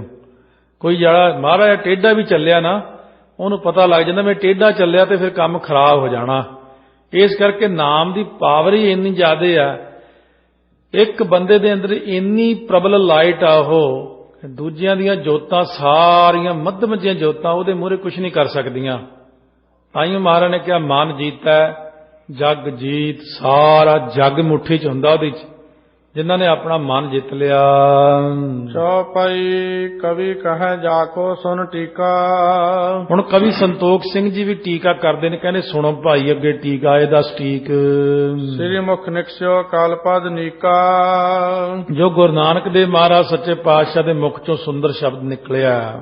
ਪੁਰਾ ਸਾਰਦਾ ਫੁਰੀ ਸੁਹਾਵ ਹੈ। ਸੋ ਪੁਰਾ ਪਹਿਲਾਂ ਬਾਣੀ ਜਿਹੜੀ ਹੈ ਨਾ, ਸਾਰਦਾ ਤੋਂ ਭਾਵ ਬਾਣੀ ਫੁਰੀ ਸੁਹਾਵ ਹੈ, ਸੋਭਨੀਕ ਹੋ ਰਹੀ, ਜਿਹੜੀ ਪਹਿਲਾਂ ਸਭ ਤੋਂ ਸ਼ਬਦ ਫੁਰਿਆ। ਪਦਵੀ ਪਰਾ ਜਾਸ ਤੇ ਪਾਵ ਹੈ। ਜਿਸ ਕਰਕੇ ਉੱਚੀ ਪਦਵੀ ਜੀਵ ਪ੍ਰਾਪਤ ਕਰਦਾ ਹੈ। ਦੇਹ ਧਰਾ ਜਾ ਕਾਰਨ ਧਰਣੀ। ਜਿਸ ਕਾਰਜ ਵਾਸਤੇ ਧਰਤੀ ਉੱਤੇ ਆਪਾਂ ਨੇ ਦੇਹੀ ਧਾਰਨ ਕੀਤੀ ਮਨੁੱਖਾ। ਵੈ ਲੱਗ ਕਰਨ ਲੱਗੇ ਸੋ ਕਰਨੀ। ਛੋਟੀ ਉਮਰ ਤੋਂ ਹੀ ਸਤਿਗੁਰੂ ਸੱਚੇ ਪਾਤਸ਼ਾਹ ਉਹ ਕਾਰਜ ਕਰਨ ਲੱਗ ਪਏ ਨੇ ਕਿ ਧਰਤੀ ਉੱਤੇ ਜਿਸ ਕਰਕੇ ਆਪ ਆਏ ਹਨ। ਅਨਵਸਥਾ ਉਪਦੇਸ਼ਕ ਕੇਰੀ। ਸੋ ਉਮਰ ਨਹੀਂ ਸੀ ਅਜੇ ਉਪਦੇਸ਼ ਦੇਣ ਦੀ, ਉਮਰ ਬਹੁਤੀ ਛੋਟੀ ਜੀ ਆ, ਪਰ ਦੇ ਰਹੇ ਨੇ ਉਪਦੇਸ਼। ਧਰਾ ਅਤੀਰਜ ਸਕ ਹੈ ਨਾ ਹੇਰੀ। ਕਿਉਂਕਿ ਧਰਤੀ ਦੀ ਵਿਆਕੁਲਤਾ ਨੂੰ ਗੁਰੂ ਨਾਨਕ ਦੇਵ ਜੀ ਸਹਾਰ ਨਹੀਂ ਸਕੇ, ਤਾਈਓ ਆਉਂਦੇ ਹੀ ਉਪਦੇਸ਼ ਦੇਣਾ ਸ਼ੁਰੂ ਕਰ ਦਿੱਤਾ ਹੈ। ਪਾਦੇ ਪ੍ਰਤ ਪੂਰਵ ਉਪਕਾਰਾ। ਸਭ ਤੋਂ ਪਹਿਲਾਂ ਇਹ ਉਪਕਾਰ ਪਾਂਦੇ ਦੇ ਉੱਪਰ ਕੀਤਾ। ਭਵ ਤਾਰਨ ਹਿਤ ਸ਼ਬਦ ਉਚਾਰਾ। ਸੰਸਾਰ ਸਾਗਰ ਤੋਂ ਤਾਰਨ ਲਈ ਸ਼ਬਦ ਉਚਾਰਨ ਕੀਤਾ ਗੁਰੂ ਨਾਨਕ ਦੇਵ ਜੀ ਨੇ। ਚਤੁਰ ਵੇਦ ਬਰ ਸਾਰ ਲਿਖਾਇਆ। ਚਾਰਾਂ ਵੇਦਾਂ ਦਾ ਜਿਹੜਾ ਸਾਰ ਤੱਤ ਸੀ ਨਾ, ਜਿਨ ਲੋਕ ਵੇਦ ਨੂੰ ਮੰਨਦੇ ਸੀ, ਵੇਦ ਬਹੁਤ ਵੱਡੇ ਨੇ, ਵੇਦ ਸਤਿਕਾਰਯੋਗ ਨੇ, ਸਭ ਠੀਕ ਹੈ, ਪਰ ਵੇਦਾਂ ਮਹਿ ਨਾਮ ਉੱਤਮ ਸੋ ਸੁਣੈ ਨਾਹੀ, ਫਿਰ ਇਹ ਜਿਉਂ ਬੇਤਾਲਿਆ। ਇਸ ਕਰਕੇ ਮਹਾਰਾਜ ਕਹਿੰਦੇ ਨੇ ਜਿਹੜਾ ਵੇਦਾਂ 'ਚ ਲਿਖਿਆ ਨਾ ਅਸਲ ਚੀਜ਼, ਨਾਮ ਦੀ ਮਹਾਨਤਾ, ਉਹ ਗੁਰੂ ਨਾਨਕ ਦੇਵ ਜੀ ਨੇ ਆ ਕੇ ਨਾਮ ਦੀ ਮਹਾਨਤਾ ਦ੍ਰਿੜਾਈ ਆ। 80,000 ਨਾਨਾ ਪ੍ਰਕਾਰ ਦਾ ਕਰਮ ਕਾਂਡ ਉਹ 'ਚ ਹੀ ਲੋਕ ਫਸੇ ਹੋਏ ਸੀ। 16 ਪ੍ਰਕਾਰ ਦੀ ਉਪਾਸਨਾ ਉਹ 'ਚ ਹੀ ਲੋਕ ਫਸੇ ਹੋਏ ਸੀ। 4000 ਗਿਆਨ ਕਾਂਡ ਦੀ ਸੁਰਤੀ ਹੈ, ਉਹਦੇ ਵਿੱਚ ਹੀ ਲੋਕ ਫਸੇ ਹੋਏ ਸੀ। ਪਰ ਚੌਥੀ ਚੀਜ਼ ਇੱਕ ਵੇਦਾਂ 'ਚ ਸੀ ਨਾਮ ਦੀ ਮਹਾਨਤਾ, ਉਹ ਨਾ ਕਿਸੇ ਨੇ ਕੀਤੀ। ਭਗਤ ਨਾਰਦੀ ਹਿਰਦੈ ਨਾ ਆਈ, ਮਹਾਰਾਜ ਨੇ ਬਾਣੀ 'ਚ ਲਿਖਿਆ। ਨਾਰਦ ਨੇ ਕਿਹਾ ਲੋਕਾਂ ਨੂੰ ਪੂਜਾ ਤਾਂ ਕਰੋ ਮੂਰਤੀਆਂ ਦੀ, ਉਹ ਹਿੰਦੂਆਂ ਨੂੰ ਸਾਰਿਆਂ ਨੂੰ ਪੂਜਾ ਤਾਂ ਕਰੋ, ਪਰ ਨਾਲ ਰਾਮ ਰਾਮ ਦੀ ਮਾਲਾ ਜ਼ਰੂਰ ਫੇਰਨੀ ਆ, ਨਹੀਂ ਕਲਿਆਣ ਨਹੀਂ। ਲੋਕਾਂ ਨੇ ਰਾਮ ਰਾਮ ਕਹਿਣਾ ਛੱਡ ਦਿੱਤਾ ਤੇ ਕੱਲੀ ਪੂਜਾ ਕਰ ਲਈ। 5 ਮਿੰਟ ਲੱਗਦੇ ਸਾਰੇ। ਪੱਥਰ ਨੂੰ ਧੋਣਾ, ਟੱਲੀ ਖੜਕਾਉਣੀ, ਉੱਤੇ ਫੁੱਲ ਪਾਉਣੇ, ਮੱਥਾ ਟੇਕਿਆ, ਚਲੋ 5-10 ਮਿੰਟ 'ਚ ਕੰਮ ਮੁੱਕਿਆ। ਪਰ ਜਿਹੜਾ ਕਿਹਾ ਸੀ ਰਾਮ ਰਾਮ ਜਪਣਾ, ਉਸ ਛੱਡ ਹੀ ਦਿੱਤਾ। ਇਸ ਕਰਕੇ ਗੁਰੂ ਨਾਨਕ ਦੇਵ ਮਹਾਰਾਜ ਸੱਚੇ ਪਾਤਸ਼ਾਹ ਨੇ ਸਭ ਤੋਂ ਸ਼੍ਰੋਮਣੀ ਕਰਮੀ ਨਾਮ ਨੂੰ ਕਿਹਾ। ਤਰਹਿ ਸੇ ਨਰ ਸੁਨ ਮਨ ਵਸਾਇਆ। ਜਿਨ੍ਹਾਂ ਨੇ ਮਨ ਦੇ ਅੰਦਰ ਵਸਾਇਆ ਨਾ, ਉਹ ਬੰਦੇ ਸੰਸਾਰ ਸਾਗਰ ਤੋਂ ਤਰ ਗਏ ਨੇ। ਨਾਮ ਜਪਣਾ ਹੋਰ ਚੀਜ਼ ਹੈ, ਇਹ ਅੱਗੇ ਅੱਗੇ ਸਟੇਜਾਂ ਨੇ। ਫਿਰ ਸੁਣਿਆ ਮੰਨਿਆ ਮਨ ਕੀਤਾ ਭਾਓ, ਅੰਤਰਗਤ ਤੀਰਥ ਮਲ ਨਹਾਓ। ਪਹਿਲਾਂ ਸੁਣਨਾ, ਫਿਰ ਮੰਨਣਾ, ਫਿਰ ਅੰਦਰ ਵਸਾਉਣਾ। ਵਾਹਿਗੁਰੂ ਮੂੰਹ ਨਾਲ ਕਹਿਣਾ, ਅੰਦਰ ਨੂੰ ਲੈ ਕੇ ਜਾਣਾ। ਦੋਨੋਂ ਹੀ ਤਰੀਕੇ ਆ। ਵਾਹਿਗੁਰੂ ਜਪਣ ਦੇ ਮੂੰਹ ਦੇ ਵਿੱਚ ਵਾਹ, ਗਲ ਦੇ ਵਿੱਚ ਹੇ ਲਿਆਓ, ਨਹੀਂ ਤਾਂ ਫਿਰ ਹਿਰਦੇ 'ਚ ਗੋ ਤੇ ਧੁੰਨੀ 'ਚ ਰੂ ਲੈ ਜਾਓ। ਥੱਲੇ ਨੂੰ ਲੈ ਕੇ ਜਾਣਾ ਤਾਂ ਐਂ ਲੈ ਜਾਓ ਵਾਹਿਗੁਰੂ, ਨਹੀਂ ਤਾਂ ਉੱਪਰ ਨੂੰ ਲਿਆਓ। ਧੁੰਨੀ ਤੋਂ ਹੀ ਵਾਹ ਚਲਾ ਕੇ ਫਿਰ ਉੱਪਰ ਨੂੰ ਹੇ ਗੁਰੂ। ਰੂ ਜ਼ਬਾਨ ਦੇ ਮੂਹਰਲੇ ਹਿੱਸੇ ਤੇ ਫੇਰ ਲਿਆਓ। ਵਾਹਿਗੁਰੂ। ਆਓ ਜੀ ਅੰਦਰ ਨੂੰ ਆ ਜਾਓ ਮਹਾਰਾਜ, ਅੰਦਰ ਮੇਰੇ ਹਿਰਦੇ 'ਚ ਵਸ ਜਾਓ। ਬੇਨਤੀਆਂ ਵੀ ਤਾਂ ਕਰੋ ਨਾ ਕਿ ਮਹਾਰਾਜ ਨਾਮ ਹਿਰਦੇ 'ਚ ਵਸਾਓ, ਕਿਰਪਾ ਕਰੋ। ਅਸੀਂ ਤਾਂ ਮਹਾਰਾਜ ਜੇ ਹੁਣ ਜਪਣ ਵਾਲੇ ਆ, ਇਹ ਜਪਾਇਆ ਵਾ ਤੁਸੀਂ ਆ, ਪਰ ਇੱਕ ਮੇਰੀ ਮਿਹਨਤ ਨਾਲ ਜਾਂ ਮੇਰੇ ਸਿਆਣਪ ਨਾਲ ਹਿਰਦੇ 'ਚ ਨਾਮ ਨਹੀਂ ਵਸ ਸਕਦਾ। ਜੇ ਆਪਾਂ ਇਹ ਕਹੀਏ ਮੇਰੀ ਮਿਹਨਤ, ਉਹ ਮਹਾਰਾਜ ਕਹਿੰਦੇ ਤੇਰੇ ਵਰਗੇ ਕਿੰਨੇ ਫਿਰਦੇ ਮਿਹਨਤਾਂ ਕਰਦੇ, ਕਿਰਪਾ ਤੋਂ ਬਿਨਾਂ ਗੱਲ ਨਹੀਂ ਬਣਦੀ। ਇਸ ਕਰਕੇ ਤੂੰ ਇਹ ਕਹਿ, ਹੇ ਵਾਹਿਗੁਰੂ ਆਪਣੀ ਕਿਰਪਾ ਦੁਆਰਾ ਮੇਰੇ ਹਿਰਦੇ 'ਚ ਨਾਮ ਵਸਾ ਦਿਓ ਜੀ। ਸੋ ਜਿਵੇਂ ਕਿਸੇ ਨੇ ਬਹਿ ਕੇ ਸ਼ਿਲਾ ਦੇ ਉੱਤੇ 90 ਸਾਲ ਬਹੁਤ ਤਪੱਸਿਆ ਕੀਤੀ, ਜਦੋਂ ਚੜ੍ਹਾਈ ਕਰਕੇ ਪ੍ਰਮਾਤਮਾ ਦੇ ਦਰ ਤੇ ਗਿਆ, ਪ੍ਰਮਾਤਮਾ ਨੂੰ ਕਹਿਣਾ ਮੇਰਾ ਨਿਆਂ ਕਰੋ। ਕਹਿੰਦੇ ਕਾਹਦਾ? ਕਹਿੰਦੇ ਮੈਂ 90 ਸਾਲ ਤੱਕ ਤਪੱਸਿਆ ਕੀਤੀ ਹੈ। ਕਹਿੰਦੇ ਨਿਆਂ ਕਰਨਾ? ਕਿੱਥੇ ਬਹਿ ਕੇ ਕੀਤੀ ਤਪੱਸਿਆ? ਕਹਿੰਦੇ ਫਲਾਣੇ ਥਾਂ ਤੇ ਇੱਕ ਸ਼ਿਲਾ ਪਈ ਹੈ, ਪੱਥਰ ਪਿਆ, ਉਹਦੇ ਉੱਤੇ ਬਹਿ ਕੇ। ਪ੍ਰਮਾਤਮਾ ਕਹਿੰਦੇ ਜੇ ਨਿਆਂ ਇਹ ਕਹਿੰਦਾ ਕਿ ਉਹ ਪੱਥਰ ਵੀ ਜੂਨੀ ਹੈ, ਤੂੰ ਪੱਥਰ ਦੇ ਉੱਤੇ ਕਿਉਂ ਬੈਠਾ? ਹੁਣ ਤੂੰ 90 ਸਾਲ ਪੱਥਰ ਸਿਰ ਤੇ ਰੱਖ। ਨਿਆਂ ਤਾਂ ਇਹ ਕਹਿੰਦਾ, ਨਿਆਂ ਲੈਣਾ ਨਾ। ਮਹਾਰਾਜ ਕਹਿੰਦੇ ਅਦਲ ਹੀ ਹੋਏ ਬੈਠਾ ਪ੍ਰਭ ਆਪੇ। ਅਦਲ ਤੋਂ ਭਾਵ ਅਜ਼ਲ ਹੁੰਦਾ ਨਿਆਂ, ਫਜ਼ਲ ਹੁੰਦੀ ਕਿਰਪਾ। ਉਹ ਕਹਿੰਦੇ ਫਜ਼ਲ ਮੰਗੋ ਪ੍ਰਮਾਤਮਾ ਤੋਂ, ਅਜ਼ਲ ਨਾ ਮੰਗੋ। ਲਾਗੇ ਕੋਈ ਬ੍ਰਹਮ ਗਿਆਨੀ ਮਹਾਂਪੁਰਸ਼ ਮਹਾਤਮਾ ਸਿੱਖਿਆਦਾਇਕ ਖੜੇ, ਉਹ ਕਹਿੰਦੇ ਭਾਈ ਇਹ ਕੀ ਤੂੰ ਕਹੀ ਜਾਂਦਾ? ਨਿਆਂ ਨਹੀਂ ਮੰਗੀਦਾ ਹੁੰਦਾ ਦਾਤੇ ਦੇ ਦਰ ਤੋਂ, ਇੱਥੋਂ ਤਾਂ ਕਿਰਪਾ ਮੰਗ ਬਸ। ਕਹਿ ਵਾਹਿਗੁਰੂ ਜੀ ਕਿਰਪਾ ਕਰ ਦਿਓ। ਫੇਰ ਜਦੋਂ ਕਿਹਾ ਨਾ 90 ਸਾਲ ਸਿਰ ਤੇ ਪੱਥਰ ਰੱਖਣਾ, ਫਿਰ ਚਾਨੀ ਡਿੱਗ ਪਿਆ ਜੀ, ਗਲਤੀ ਹੋ ਗਈ। ਕਹਿੰਦੇ ਇਹ ਤਾਂ ਹੰਕਾਰ ਹੋ ਗਿਆ 90 ਸਾਲ ਦਾ ਤੈਨੂੰ, ਇਹ ਤਾਂ ਤੇਰੀ ਭਗਤੀ ਸਾਰੀ ਗਈ। ਤੀਰਥ ਬਰਤਰ ਦਾਨ ਕਰ ਮਨ ਮਹਿ ਧਰੈ ਗੁਮਾਨ, ਨਾਨਕ ਨੇ ਫਲ ਜਾਤ ਤੇ ਜਿਉ ਕੁੰਚਰੀ ਸੁਨਾਨ। ਇਹ ਨਾ ਕਦੇ ਸੋਚਿਓ ਮੈਂ ਆਹ ਕੀਤਾ ਜੀ, ਮੈਂ ਇੰਨਾ ਦਾਨ ਕੀਤਾ। ਕਿੱਥੋਂ ਕੀਤਾ ਦਾਨ? ਜਦ ਜੰਮਿਆ ਸੀ ਕੱਪੜੇ ਤਾਂ ਲੈ ਕੇ ਨਹੀਂ ਸੀ ਆਇਆ ਨਾਲ, ਕੱਪੜੇ ਤਾਂ ਇੱਥੋਂ ਮਿਲੇ ਆ। ਕਿੱਥੋਂ ਕੀਤਾ ਦਾਨ? ਦਾਨ ਦੂਨ ਕੋਈ ਨਹੀਂ ਮੰਨਿਆ ਜਾਂਦਾ। ਮੈਂ ਜੀ ਨਾਮ ਜਪਿਆ, ਕਾਹਦੇ ਨਾਲ? ਜ਼ਬਾਨ ਨਾਲ। ਜ਼ਬਾਨ ਤਾਂ ਮੇਰੀ ਸੱਤਾ ਨਾਲ ਚੱਲਦੀ, ਮੇਰੀ ਜੋਤ ਤੇਰੇ ਸਰੀਰ ਵਿੱਚ ਹੈ, ਨਾਮ ਤਾਂ ਮੇਰਾ ਦਿੱਤਾ। ਮੈਂ ਜੀ ਸੇਵਾ ਕੀਤੀ ਹੈ, ਕਾਹਦੇ ਨਾਲ ਕੀਤੀ? ਕੁਛ ਨਹੀਂ ਮੰਨਿਆ ਜਾਂਦਾ, ਹੈ ਨਹੀਂ ਟੇਢੇ ਚੱਲਣਾ। ਇਹ ਤਾਂ ਜੀ ਬਸ ਤੁਸੀਂ ਮਿਹਰ ਕਰ ਦਿਓ ਮਹਾਰਾਜ ਜੀ, ਬਿਲਕੁਲ ਨੀਵੇਂ ਹੋ ਜਾਓ, ਨਿਮਰਤਾ ਚ ਆ ਜਾਓ, ਸਾਰਾ ਕੁਝ ਕਰ ਦਿਓ। ਪਰ ਕਹੋ ਕਿ ਇਹ ਗੱਲ ਕਹੋ, ਤੇਰਾ ਕੀਤਾ ਜਾਤੋ ਨਾਹੀ, ਮੈਨੋ ਜੋਗ ਕੀਤੋ, ਮੈਂ ਨਿਰਗੁਣ ਆਰੇ ਕੋ ਗੁਣ ਨਾਹੀ, ਆਪੇ ਤਰਸ ਪਇਓਈ, ਤਰਸ ਪਿਆ ਮੇਰਾ ਮਤ ਹੋਈ, ਸਤਿਗੁਰ ਸਜਣ ਮਿਲਿਆ, ਨਾਨਕ ਨਾਮ ਮਿਲੈ ਤਾਂ ਜੀਵਾ, ਤਨ ਮਨ ਸੀਵੈ ਹਰਿਆ।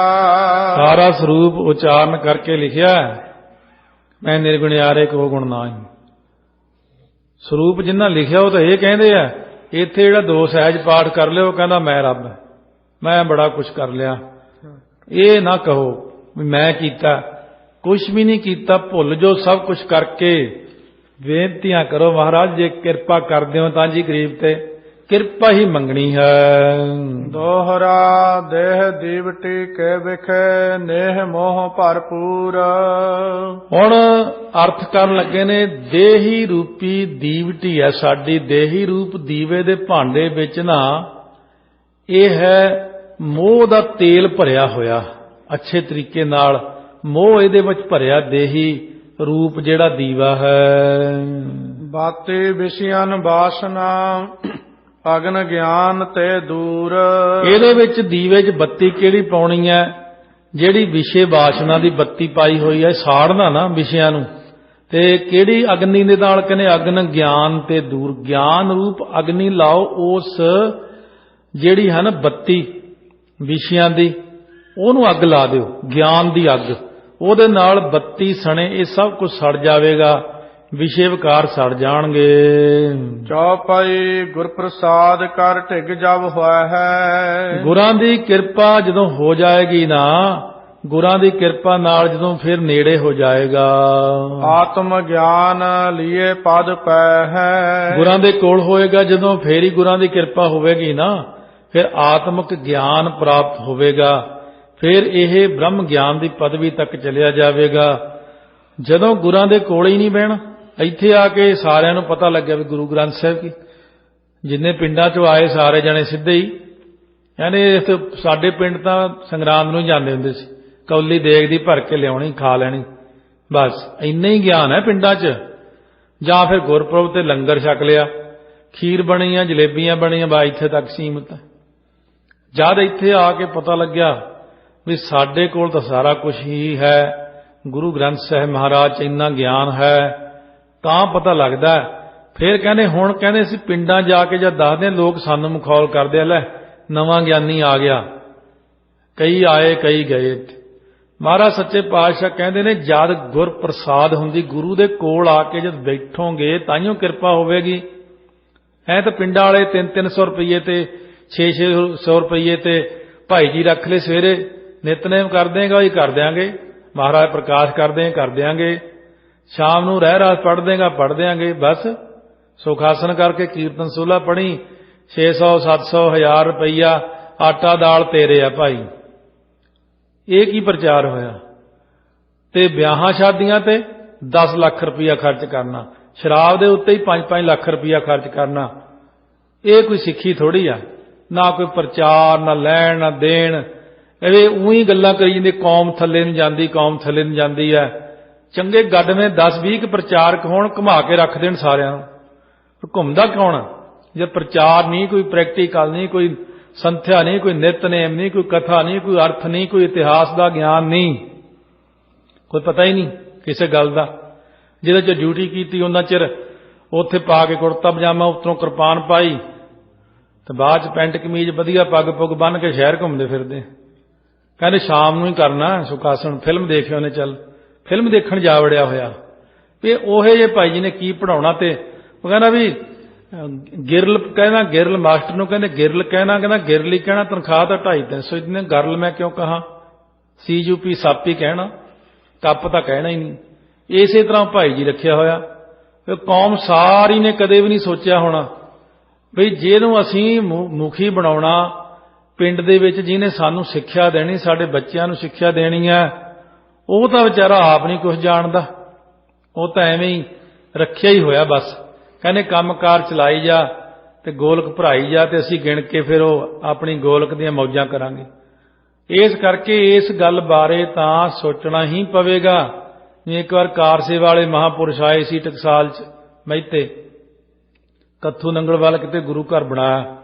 ਕਹਿੰਦੇ ਕੋਈ ਸਿੰਘ ਦਿਓ ਜਿਹੜਾ ਕੀਰਤਨ ਵੀ ਕਰ ਲਵੇ, ਮਾੜੀ ਜੀ ਕਥਾ ਵੀ ਕਰ ਲਵੇ, ਥੋੜਾ ਜਿਹਾ ਪਾਠ ਵੀ ਕਰ ਦਿਆ ਕਰੇ। ਅਸੀਂ ਕਿੰਨੇ ਦਾ ਗੁਰੂ ਘਰ, ਕਿੰਨੇ ਕੁ ਪੈਸੇ ਲੱਗੇ ਉੱਥੇ? ਕਹਿੰਦੇ ਬਿਲਡਿੰਗ ਤੇ ਲੱਗ ਹੀ ਗਿਆ ਕੋਈ 50 ਕੁ ਲੱਖ। ਅਸੀਂ ਗ੍ਰੰਥੀ ਨੂੰ ਫਿਰ ਤੁਸੀਂ ਉਹੋ ਜਿਹੇ ਨੂੰ ਕਿੰਨੇ ਕੁ ਦਓਗੇ ਪੈਸੇ? ਦੇ ਦਿਆਂਗੇ ਵਾਹਿਗੁਰੂ 300-400 ਰੁਪਈਆ ਗ੍ਰੰਥੀ ਨੂੰ।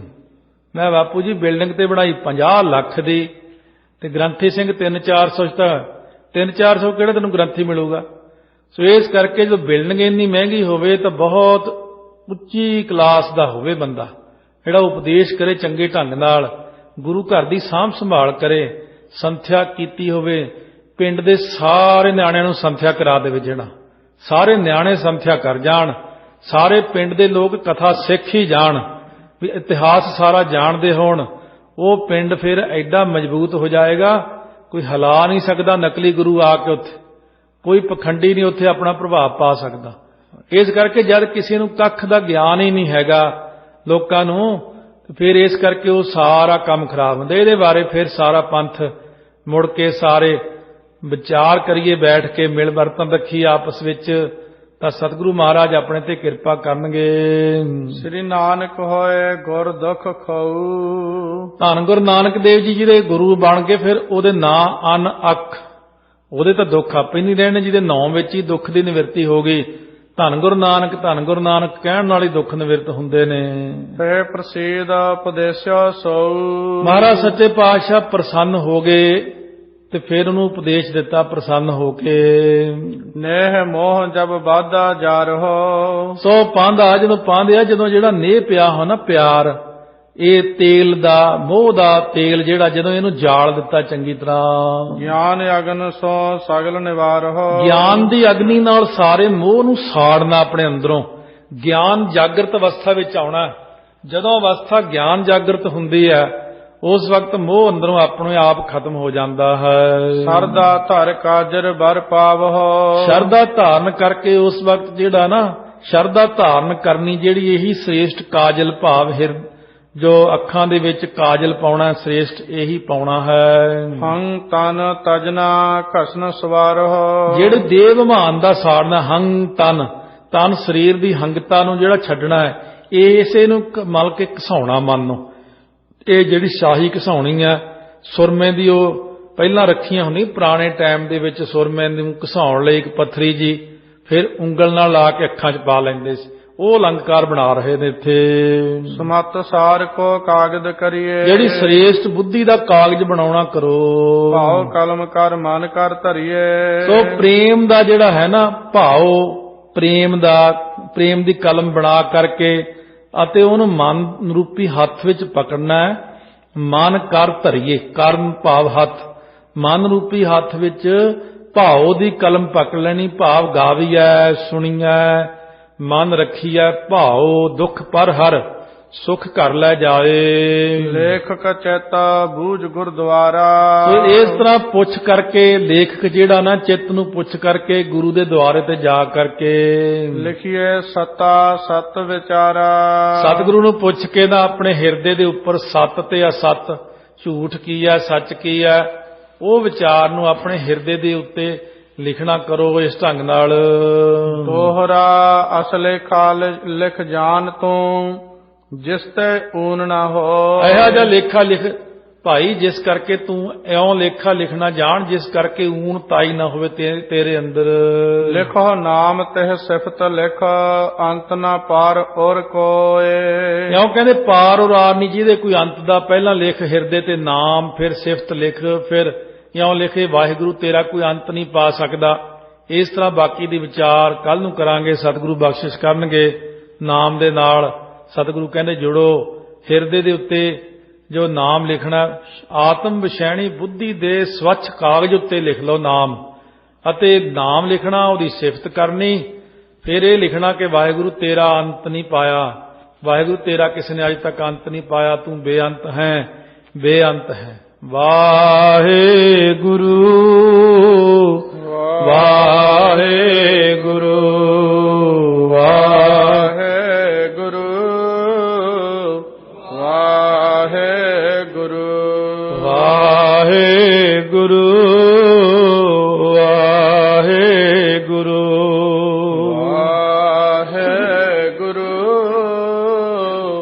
ਵਾਹਿਗੁਰੂ ਵਾਹਿਗੁਰੂ ਵਾਹਿਗੁਰੂ ਵਾਹਿਗੁਰੂ ਵਾਹਿਗੁਰੂ